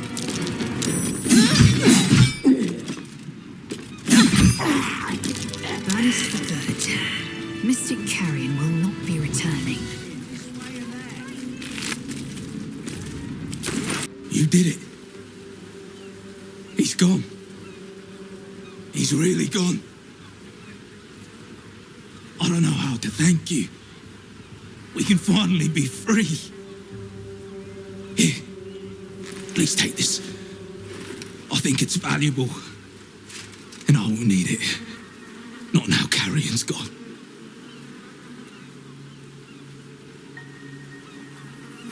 I don't know how to do exorcisms yet, but feel free to look through Carrion's records. Perhaps you'll find something of use there. He does come back again. What then? He's never coming back no more. He's banished for good. If he does, somebody will protect us. He always does. I will get a bedroom of my own now. I can keep lovely things in it for when Sister can visit.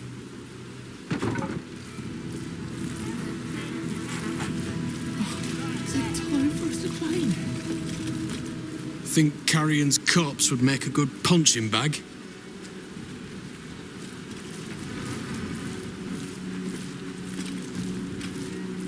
I told you we'd be safe, brothers.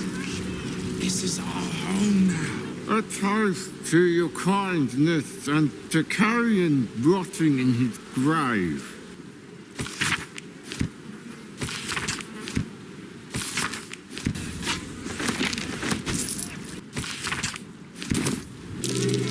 That portrait. It's been warded with necrotic magic.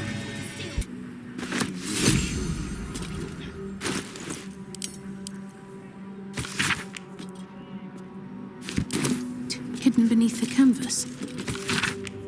Beyond that gate is the upper city, housing the great and the good of Baldur's Gate.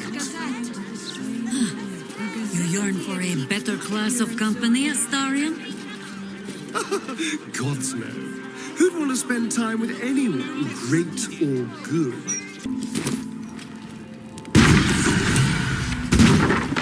Oscar! Where is he? Where is he? Who are you? Get out! Get out! Please, Carrie, my darling, listen to me. You brought me here. You did this. Do not interfere. He's coming home with me.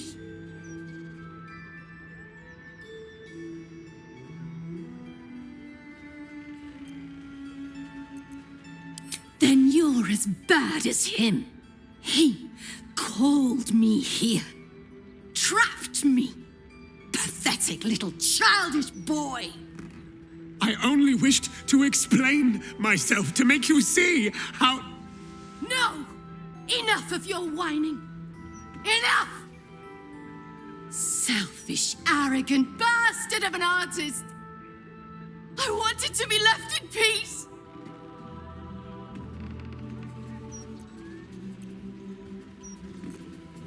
I'm here because Oscar wanted me here. To make him feel better! Oh, my sweet Carrie. What did I do to you? Save your tears for the ethereal plane.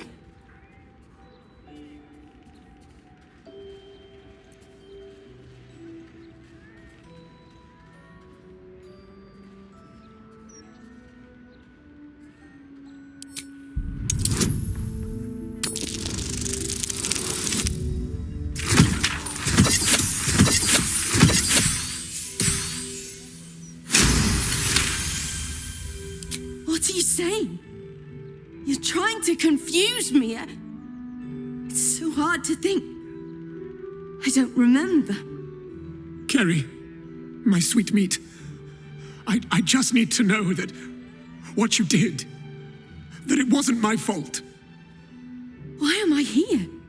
I shouldn't be here. I shouldn't be. The spirit's aura flickers, changes. She is confused, lost, dragged here unwillingly by a man who refused to let her leave.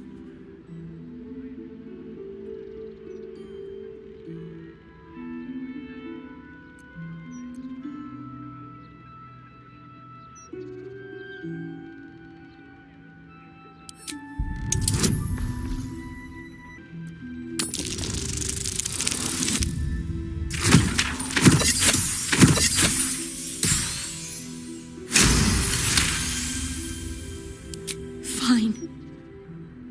If Oscar wants the truth, he can have it. We were a fling, nothing more. My decision had nothing to do with him. I did this because I was so fucking sad. All the time. Oscar finds it easier to imagine a world where women kill themselves over him than one where they have their own bloody problems. I'm sorry, Carrie. I had no idea. But I was truly not to blame. No, you weren't. So you and your poxy paintings stay away from me. We're done, Oscar. Over.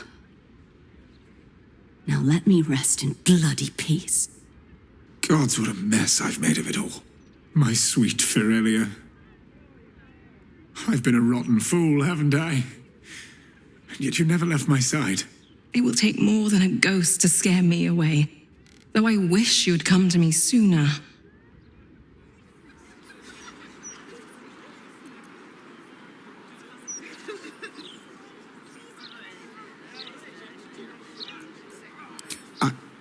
I'd like to stay.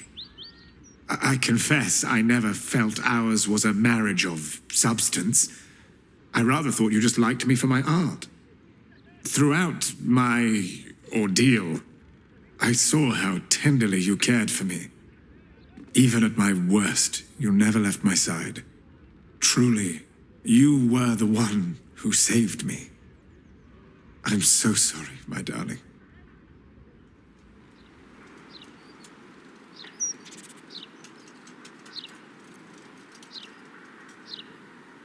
But of course, I'm a man of my word. And the word was compensation. Come upstairs to my atelier. I promise you'll leave with something priceless. Immortality.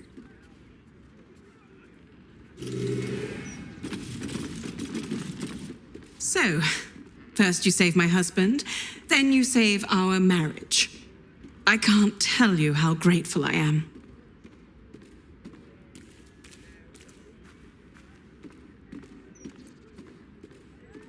I'm afraid when one falls in love with an artist, such drama comes with the territory. Needless to say, Oscar won't be having anything more to do with the supernatural. One possession is quite enough for any marriage. You must take up his offer. Go to his atelier, sit for him. Then perhaps you will understand what I see in him, flawed as he is. Here she is, the hero of the hour. Brushes are oiled, the canvas prepped, and you... Well, you're comfortable. That's the main thing. So, shall we begin?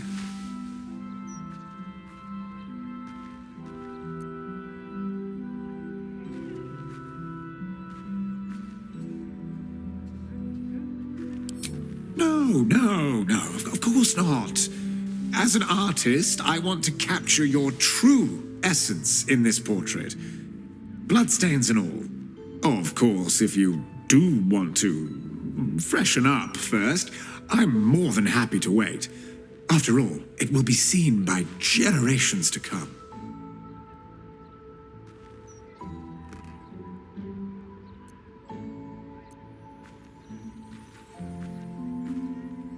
Wonderful. Stand yourself just there, and voila! All it needs now is a name. Something to capture the spirit in which it was created.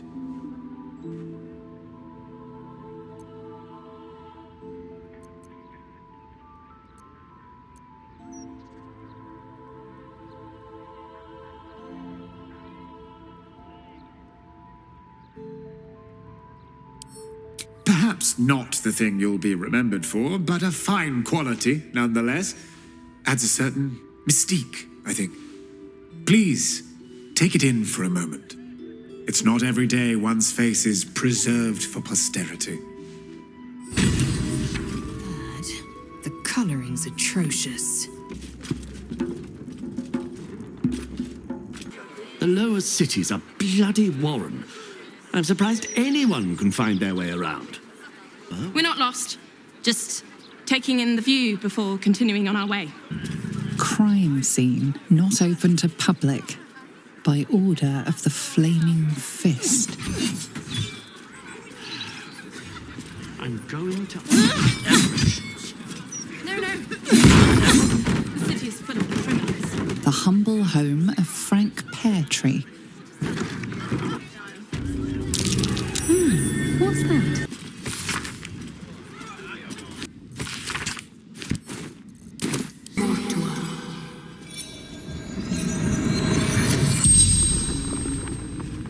The corpse regards you lifelessly.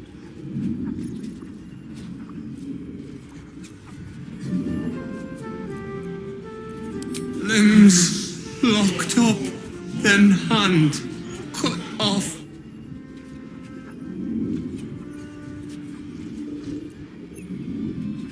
Bastard dwarf, red shirt.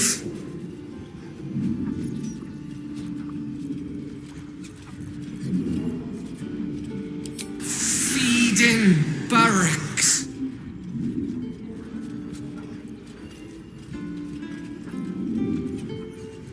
Making me soup. Ruined now.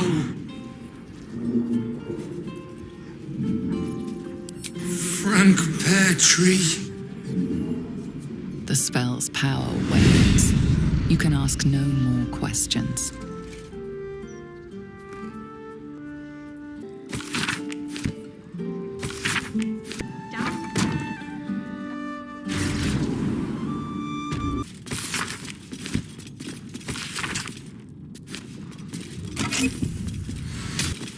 That corpse is huge. And is that a burning heart? A clown's arm.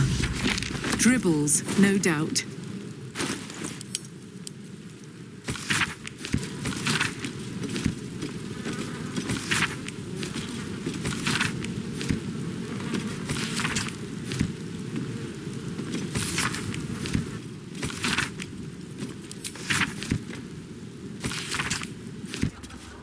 This corpse has been desecrated, displayed, and there's nothing random about it.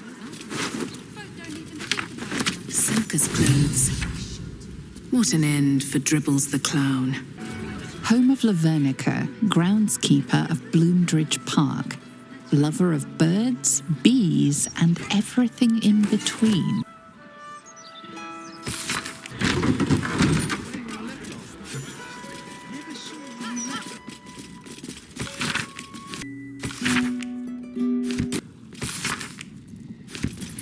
This body, a sacrifice, or some kind of display? Judging by the state of the leg, this must be part of the clown. Statement of a Bazigal's death. The only dragon born of Baal's line. But he died the same as the rest of them. A foot, smeared with paint, among other things. This must belong to Dribbles.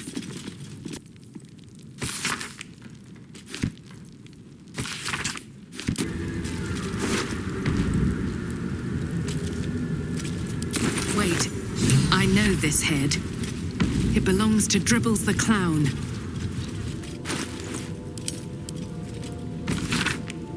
My!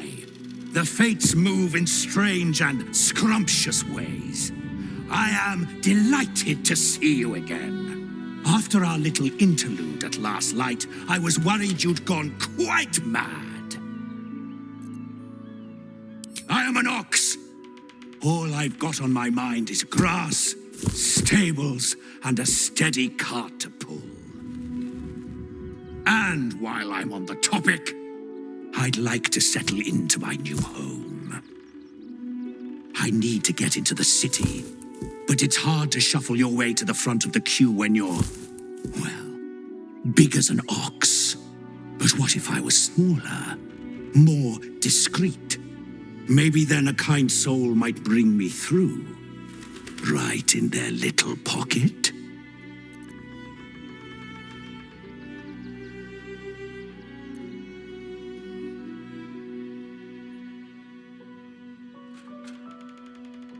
Ooh, this day has ended so much better than it started. Now, you don't worry about me.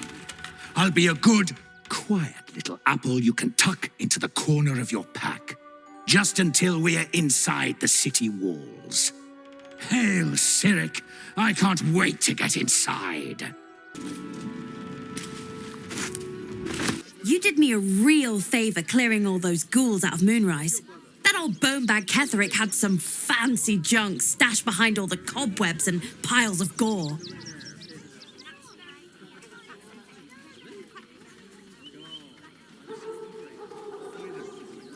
Didn't you?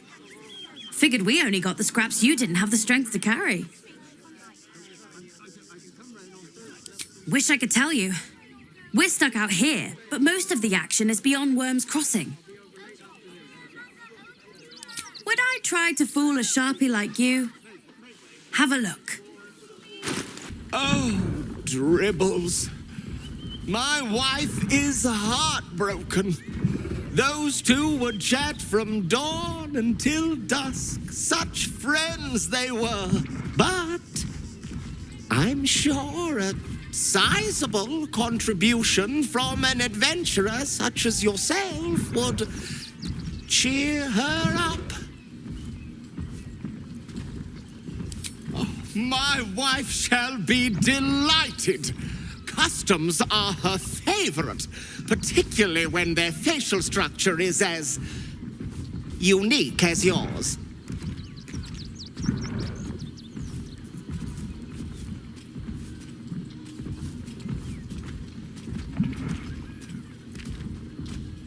Tremendous! Stony, darling, let us put this towards our getaway in the Moonshay Isles. I'll have your statue shipped to your camp. You shall love it. We guarantee it. Clown Man is dead.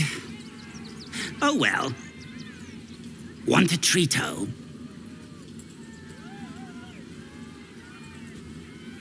Why?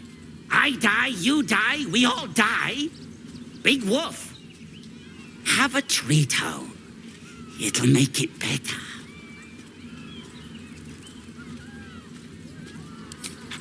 Yes! I has lots of stuffs. Just for you. Bye-bye now. Come back to Papa soon. Cersei. Body parts. Papa sells good Is this some kind of display? Hello again, my vicious little warrior. Any luck finding Dribbles? Ah, perfection. This is just what I need.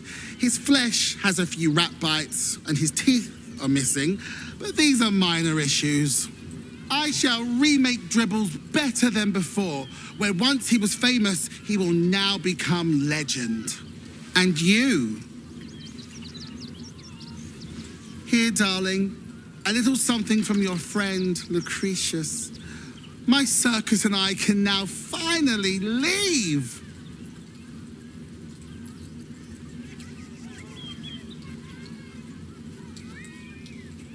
It's called magic, darling. Do keep up. Not this instant, so should you wish for anything from my staff, be quick. Oh, and if you do take on the Absolute, do try not to end up like poor Dribbles. You are so very pretty after all. Left, my friend. Thank you very much indeed. Ta-ta.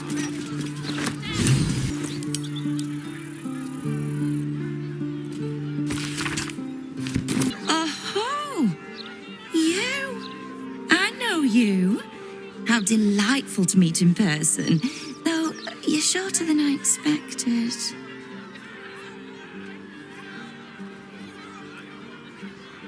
With grandiose delusions like that, you'll fit perfectly in the news business. Pleasure to meet you. And as for me, my name's Estra Stir, journalist. I speak to the people of Baldur's Gate so our readers don't have to.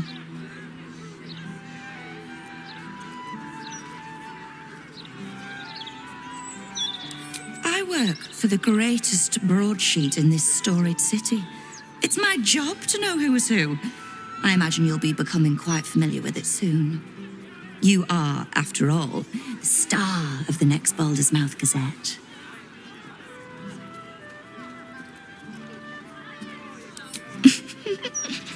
If I told you, you'd lose the fun of reading it yourself.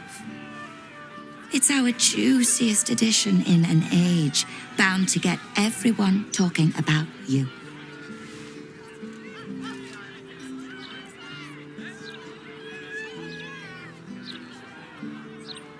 Darling, We can't let the readers decide what the content is. We've editors for that. Now, if you'll excuse me, I've really said rather too much and written rather too little. Good day. 156, 157, 15... Oh, sorry, can't chat. 15... Shit! Where was I up to? Oh, thank Corellin. You're a lifesaver. 158, 159... Watch yourself in there. Sarky bastards, these writer types. Baldur's mouth.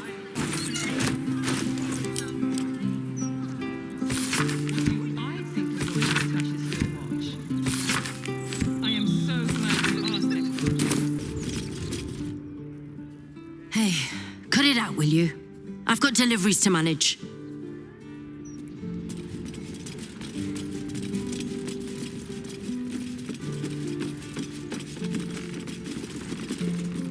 Don't know about you, but them big metal bastards really put me off my flow. Adventurous, maybe. Well, if it isn't the city's next celebrity. You star in our next edition's top story. Well, you should have considered that before disgracing yourself in public. Trafficking refugees into our city is hardly a good look, especially when so many are absolutists and murderers. The truth will be out with tomorrow's broadsheet. People will spit in your face. Your very presence will be bad for business. You'll be a pariah, an outcast, as you should be. And then, we can only hope the fists do their duty and escort you to the gallows. Your days of scumming up this good city streets will be over. Nice try, but it's not gonna work. Lord Gortash and me are very close, and he mentioned no such thing to me. The headlines are loaded into the print works already. Tomorrow, you will feel the power of free speech. Vox Populi, Vox Dei. Now, guards! I believe our distinguished guest was just leaving. Would you care to escort them out?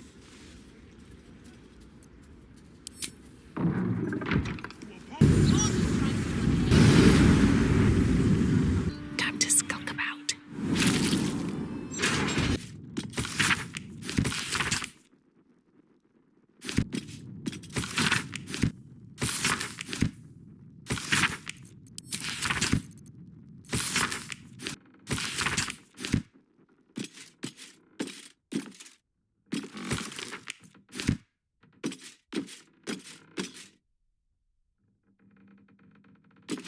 You examine what appears to be a test print of tomorrow's broadsheet. Numerous corrections are marked in red ink. You notice one of these corrections scrawled in the margins. Whoever's tampering with the printer, stop it. You're wasting my time. The content of the broadsheet is troubling. You feature heavily in the central article, lambasted as a danger to the city.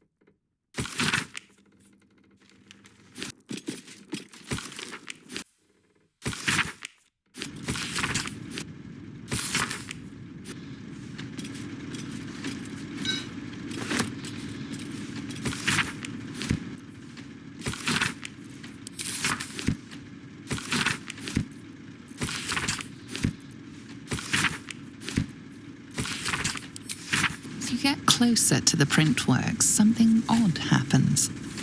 You hear it speak. Gormless, not one step further. You are interrupting art.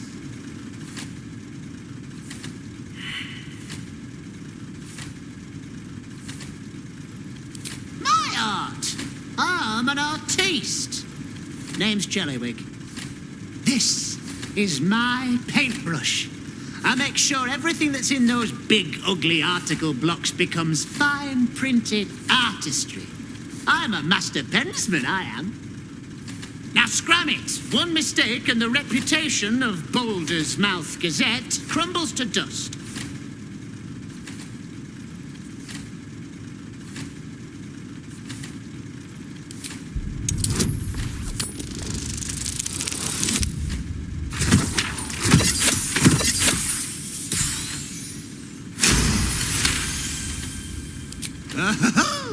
Someone who appreciates the art of words. And a celebrity to boot. You'll enjoy this. As it happens, the next edition has an article about you. It's a mean one, too. Real nasty. Etard must really have it out for you. Hard luck. We'll require a delicate touch to spruce up. I think I'll need my number 7 pen. Real sharp. I wouldn't take it too personal. Etvard gets his lines from up top, then gets all worked up over it. Although, it not being personal doesn't change how shafted you'll be.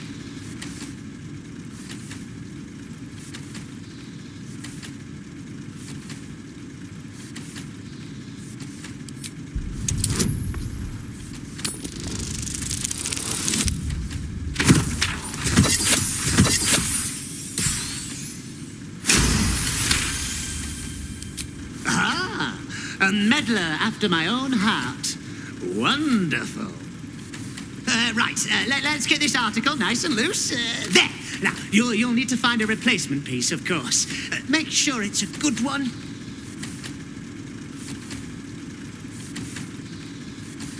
How delightful.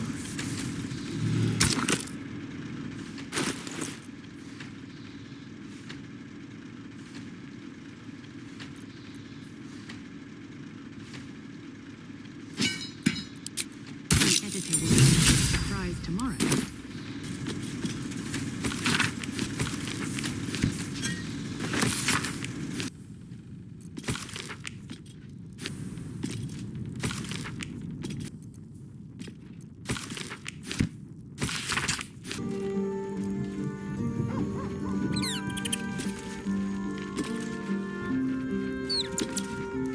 Alan says I have to what?